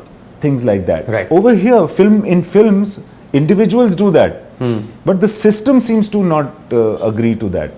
You know, the system is like, because the obsession for numbers is not only with the audience, it is also with the... It has come from them only to the audience. It has come, no, it has come from the audience, now it has come back to the film industry people, and then over here there are actors and there are directors and sitting and talking about numbers. That वो उसको कितना मारेगी, वो 75 मारा, उसमें टूट गई picture, और इसने ये 200 मारेगी and all of that. अरे तेरा क्या काम है यार? तू एक्टर है, तो मतलब हम लोग we have to make a great film. We are not over here the acumen of, we are not trade analysts. Finally, the value that we can give as filmmakers is the dream that we have carried, not our mathematical ability. You know, or not our marketing genius. If we are able to provide something which the audience likes, they will come and watch our films, and then we will get the numbers. So the most smart thing that we can do is to just make a great film, a good film that the audience will like. I try not to be that person. But otherwise the system sometimes, you know, they encourage you to think like that, and you kind of feel smarter talking about numbers rather than stories. क्या ठीक है, story हो रही तो ठीक है, actor ये नहीं आएगा, ओपनिंग कैसे लगेगी, राइट, क्योंकि तो इसको ले लेते हैं, तो फिर इसको लेंगे, उसको लेंगे, तो इसके साथ हाँ ये थोड़ा ऐसे अच्छा हो जाएगा, ये कहानी अच्छा ठीक है, ऐसे करके ये इतना हो जाए. It's not so simple, and I'm not saying that these things don't matter at all. They do matter, but then everything comes from the story. If you love a story, you can take that and try to put in everything that will make it successful. The reverse is not true. You can't take the ingredients that make a good chaat and then reverse calculate a good plate of food. Right. And it's beautiful how everything just came together in Chamkila, Imtiaz. Literally, like, you couldn't have handpicked it better. Oh, no. From but when we started out, Diljit was not a big star. Right. So we could not manage. Like, he was doing Coachella. I just learned right now before we started the conversation. He was at Coachella while he was making, you were making Chamkila. Yeah. He hadn't become like a Western mainstream at the time when you hired him. Absolutely. So he had not done Coachella when we signed with him.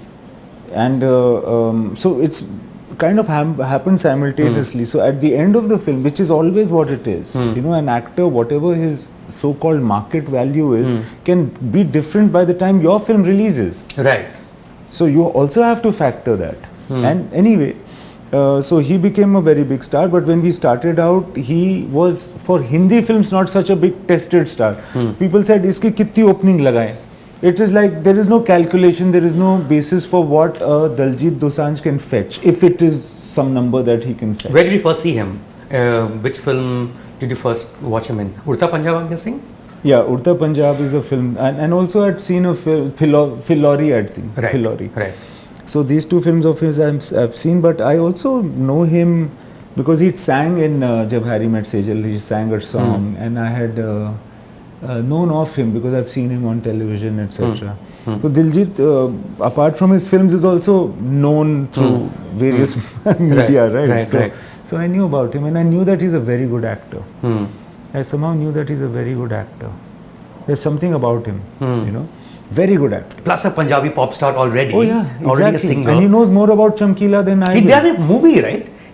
He'd done Jodi or something. Yeah, which is already based or kind of inspired by Chamkila's life. Did you watch that film? No, he showed me some and he told me the story. So when I went to tell him the story of Chamkila, so he's like, देखो sir, आप चाहोगे तो मैं तो कर रहा हूँ, but let me tell you the story of Jodi and you see whether you want to take me, because this I have already done.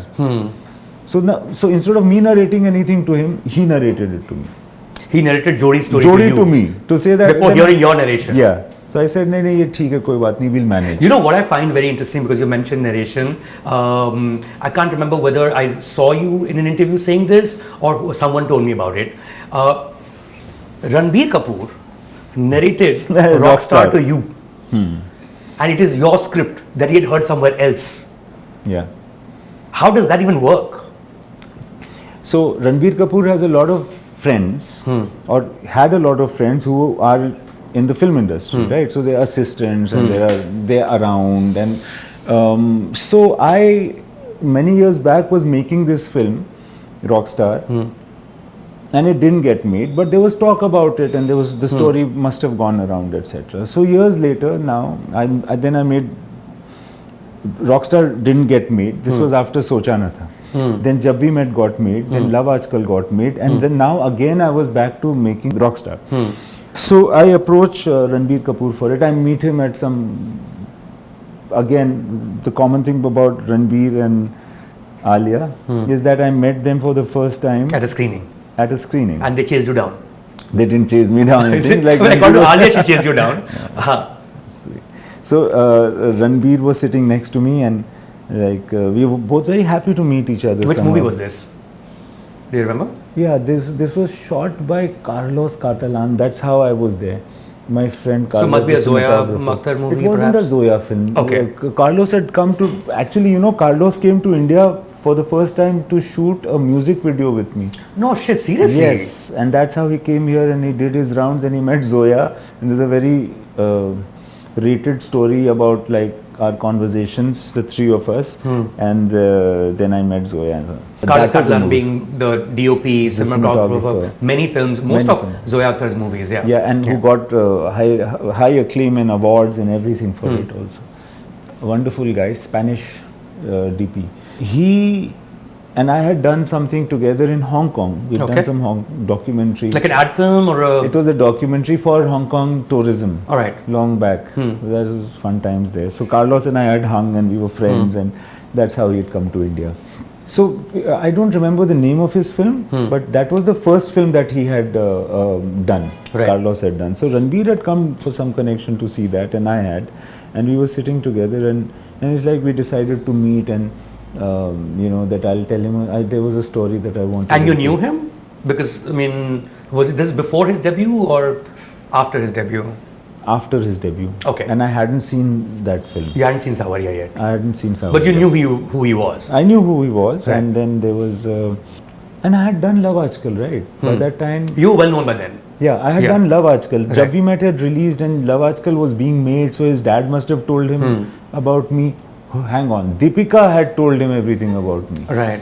Right, because she was in the movie. Yeah, she was in the movie, and then she used to tell him about stuff, and then it was like, so we knew each other. We'd never met.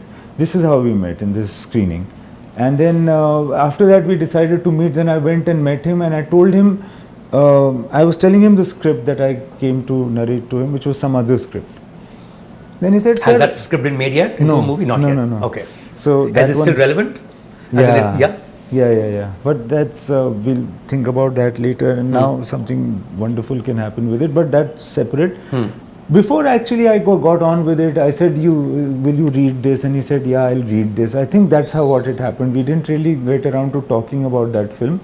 And then he said, sir, aapki wo wali, I've heard that you had a film where this... Did that freak you out? Like, why does he know about a film of mine that has not been pitched to... Freak you out, right? So I was like, how do you know? He said, no, it's a so-and-so friend of mine, and he was there, and I'd gone to have tea with him 2 nights back or 3 nights back, whatever. And I said that I met you in this movie thing, and he said, oh, you know what? He had a story, he was making it with UTV that time, and this is the story. This guy who says that, you know, I want to become a musician, but I don't have any tragedy in my life. That's your film, right? So I said, yeah. So he said, yeah, that's interesting, you know. Then he does this and he does that. And then he started to tell me the story. I said, okay, what else did you hear? So then वो कुछ अपना जो उसको याद था कच्चा पक्का अपना imagination. But copyright issue also, no? There should be like a non-disclosure agreement when you're like pitching to someone. Come on, nothing. But then also that's this non-disclosure, this disclosure thing is also a problem because stories have to also get around a little bit. So people shouldn't steal other people's ideas, but then they should listen to their stories also. Right, and spread the word if it's good. Yeah. Right. Because that's how Rockstar came back to me. Right. That's how Jab Harry Met came back to me. Really? Because when I went to meet Shahid, I was talking to him about another film, the same film. Rockstar? No. Okay. The film that I had talked this to one that Jab you... Harry- this, correct. Ranbir about. अब ये masterpiece आप बना ही दीजिए आप 15 साल से बैठे हैं maybe more ना 20 years yeah So वो उसके लेके गया तो शाहिद said सर आपकी एक और वो वाली फिल्म है ना ट्रेन वाली जो आप पहले बना रहे थे नहीं बनी So I said हाँ उसमें क्या होता है So then I was telling him So well this time Ranbir was telling me only the story and I was looking at this guy like this is the guy for this film right this is the guy for this film because he was telling me and then this he's narrating the story he was to you narrating your the story to me right. And that became such a good thing that then I said oh so you want to make this film he says yeah sir let's make this I said okay fine give me some time I'll like see where the script is and write it and then I'll bring it to you I had lost the script oh damn so I had to write it again and then I said okay this is it and then he did it This is, post the invention of MS Word or whatever. But I still lost it. Yeah. I still managed to lose it. So then, I wanted Alia to do Highway, right? Because I'd met her and I'd since we discussed that. But then the unit was like, "Arey yaar, sir, ye to bahut like she's just been in Student of the Year and this is a very different film. Like, how are you kind of casting her in it?" And they were not at all confident about this choice. If you don't mind sharing, who did you have in mind as a 30 plus? Clearly not a competitor to Alia. I thought, no, I was thinking of, at that time, I was thinking maybe Aishwarya Rai without any makeup would be a great choice. Or, I don't know who else. I don't know whether I thought of, but no one you really approached. It was I didn't approach anybody. Right. I didn't approach anyone. I hadn't approached anyone. So then finally this, so anyway, Alia, then I used this trick. Alia had read this story and she had read it 2 times in the same night. And then she was on to do it. Then I called her to the office and the whole unit was there. I said, okay, I'm going to call Alia to meet all of you. So Alia came. And so we walked in and this 10-12 people were sitting. This is the unit that's going to make the film. And they're completely unconvinced that this is the choice for it. And I said, Alia, can you tell the story of Rockstar, of Highway? The way Ranbir had told you the story of Rockstar. Yeah. Right. I said, can you tell me the story of, see these things, like Ranbir did something and I tried it on Alia already. Right, of all the people. And they have a kid together and they are married. Isn't it awesome? You have a filmy life. Awesome? Yeah. Imtiaz, you have a filmy life. I'm a filming guy. You're a filmy guy with a filmy life. Yeah. Shit. What a cliche. What a cliche and how unexpected. This is how it feels, huh? So, that's funny. But, and other things also, I met Ranbir in a movie screening. I met Alia in a movie screening. The stars were aligning. And anyhow, so I told her, can you tell the story of Highway? So she said, yeah. And then she started telling the story. So there is this, so I am Veera, I get out of the house and I'm walking wearing a shawl and whatever. And you could have continued with that impersonation. I was enjoying it. Impersonation, no. She's the sweetest. She's the best. So she told me, she said the whole story and she finished her half an hour narration of the story of Highway. And the half whole an hour, unit, wow. It must have taken that much time. Right. I think she was kind of, I think she was, can I stand and I think she was standing and telling the story to everyone. When that finished, these 25 people that were opposed to her choice as Veera were all turned in favor of her. It is such a powerful thing when an actor can tell the story, you just see it. That's an amazing hack, huh? It's a completely great new hack for someone to learn in terms of direction. Yeah, I've learned from the best. Which is Ranbir and Alia, of course, and to some extent Shahid. Because Shahid up your price. Shahid You're a is- rich man because of Shahid Kapoor. Let's be fair. True, that's true. Yeah, I But should you're give doing him very some close cut. to the actors, right? Imtiaz, like I remember when you were making a Rockstar and you'd gone for some movie premiere. Remember we ran a picture of you and Ranbir inside an auto. You know, like that's a, you know, you remember this? Yeah, You were in an yeah. auto rickshaw. I mean, if your paper was a news, I mean, if your photo was in a newspaper, I'm guessing you remember this. I remember this particular photograph. Yeah. So what was in that photo? Like what? We were running away from media. So it goes well with the theme of your film. Yes, yes. That's literally what you were shooting. But that's what happens, you know. You become like that. You become like the films that you make, Yeah. to some extent, and then it goes away after a while. But then with Rockstar, the hangover was very high. So actually, Ranbir and I ran out of this PVR. Juhu PVR? No, I think it was Versova. IMAX. Oh yeah, okay. Versova PVR. Right. Yeah. So we ran and we crossed the street and To avoid paparazzi. The So there's a paparazzi was rockstar there. jumping. It's literally a scene from your film. Exactly. Yeah. So they were waiting and they knew that we are coming out. Ranbir more than me, but we are coming out, and you know he'd won the award and all of that had happened. So we were watching a film. We were watching the re-release of Dev Saab's film, which had come, that Abhi Na Jao Chhod Ke, Hum Dono.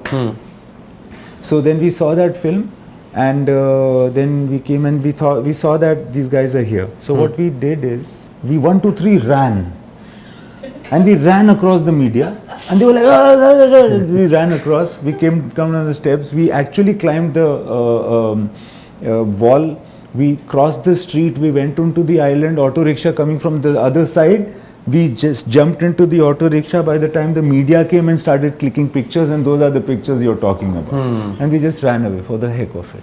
You know, when I learned about your Rockstar episode, what struck me more than even the fact that he narrated the script to you was the original choice for that role was John Abraham. It would have been a completely different movie if John Abraham was in Rockstar. See, the thing is, it didn't happen. It could have been, but so there are certain things that don't happen in life. So you don't know how it would be if it had happened. I also don't know. But and you know, if John had done that film, would it have affected him in some way as an actor, or would he have taken a different route? We don't know. Also, It would have been the same film though in terms of the script. It was exactly the same thing, roughly. it was, yeah. Yeah, it was that. But but then I had forgotten that, that's the script I had lost, and then I rewrote it from memory. But it does seem like your much. most personal movie, Imtiaz. Yeah, I mean, it does, like you're yeah. showing your college, then you're also crossing the road to the next door college, and you know there are things you're saying. I don't know. I'm sure you've grappled. You're an artist yourself, so it's not a very far away from your world in terms you're of right. the point you're trying to make. Would that be like the closest you've come in terms of a story being told, which is close to you? but the character is just not like me at all. Sure. But the world is, and somehow the thought is. Like I used to think that if there's nothing really spectacular or tragic about my life, how am I going to make it as a person, successful person? Forget about being an artist.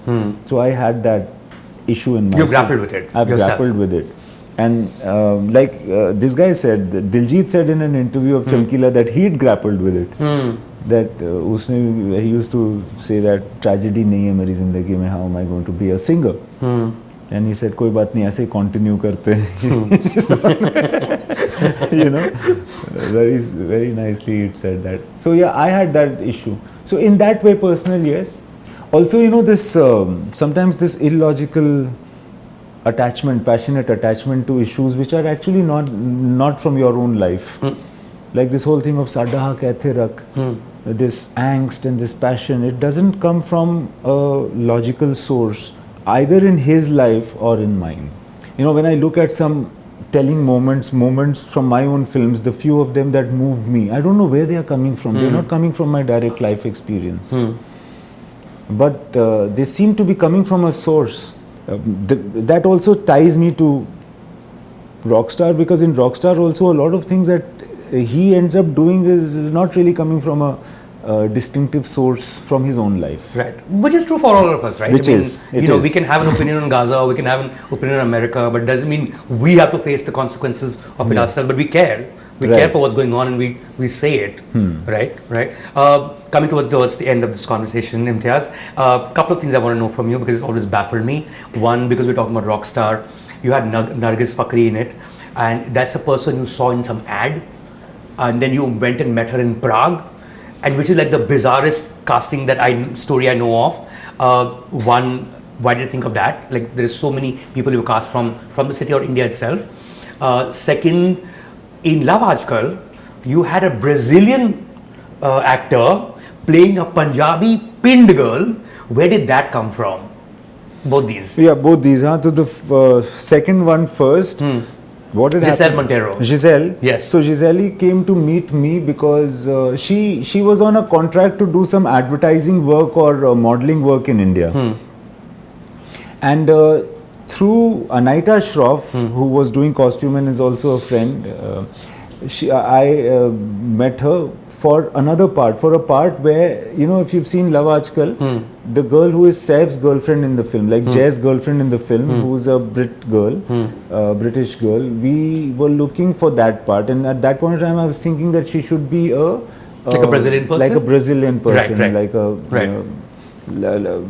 Latin American person. So then she came in, so Giselle came in, then I saw Giselle and I said, no, she's not suited for that because she's so demure and she's so nice and she's so... Preeti was with me and she said, do you want to try her for Harleen? Harleen. I was like, yeah, she is the Harleen of Brazil. Let's see whether she fits into the clothes of the Harleen of Punjab. And then we put the clothes on and there we... That's crazy. It's the craziest casting amazing. I know. Yeah, exactly. Like a person from Brazil who is a girl in a Punjab pinned. Absolutely. And then she just played it so well. She had that emotional content, you know. She was so good in that film. She's so lovely. But she's as tall as me. And I got big hands for a guy. Her hand is as big as mine. Wow. And she's one of the most beautiful, sexiest girls you'll ever see. And the other most beautiful, sexiest girl you'll ever see is our friend Nargis Fakhri, who I met for the first time in Prague because her mother is half Czech. Her mother is from Prague but settled in America, got married to her father, Nargis's father, who was from some other origin, and settled in America. And Nargis, strangely, had never been to Prague or the Czech Republic, but she had a passport through her mother of the Czech Republic. So she, for some reason, was, I think, in Amsterdam or somewhere. And I had gone to Recce for Rockstar in Prague. And she happened to be just like a 1 hour flight from me. Then I said, can you come and meet me in Prague? She says, of course I can because I have the passport. And I've never come here, so this is my mother's land. And then we met in an exotic location in Prague. The reason I wanted to cast her is because I was thinking of somebody who has that look that can be basically dil todne ki machine. It's this girl that you can only aspire for, unattainable. This girl who's so high class. Out of your league, regardless. Out of anybody's league. Even Ranbir Kapoor's league. Even Ranbir Kapoor's league. Right. So then I was thinking that this is the face, this is the body. And she did a wonderful performance, but the fact of the matter is that we could not take out from her. Right. Yeah, cut her in or take out from her real identity, which is an American girl. Right. You didn't factor that into the script, which is something... Yeah, we didn't factor that in, and even if we had factored, I don't know whether we'd have enjoyed it, but you see all this, now, Rockstar has had a re-release and has had a tremendous run actually in the theatres now. When you go to watch the film now, nobody complains of Nargis. Right. Somehow. Right. This generation has accepted her because, you know, they are also aware of people like Nargis that are a bit more westernized or more like American. Right. And she's from Jackson Heights, you know, and you can see Jackson Heights in her. But but you don't know that. You're not supposed, you don't see St. Stephen's in her. You don't see Stephen Yeah, Singh, yeah. and you don't see he'll call in her. It's not a Kashmiri girl, like that. But if she's not talking, and if she's just like feeling, then she's outstanding in the film. I feel she's outstanding in the film, but she is who she is.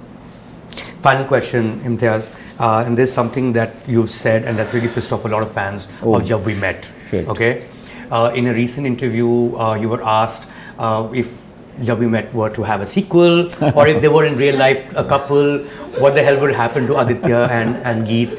And you actually said they'd be at the divorce lawyer's office. One, it tells me one thing, that you may make these amazingly romantic films and have all these female fans who are all seated here as well, but you're probably not such a romantic person yourself, right? Second, explain yourself. I don't know, I thought it was a smart thing to say at that time. I think what is the most interesting answer I can come up with for this question? It was a similar moment towards the end of a live interview. Yes.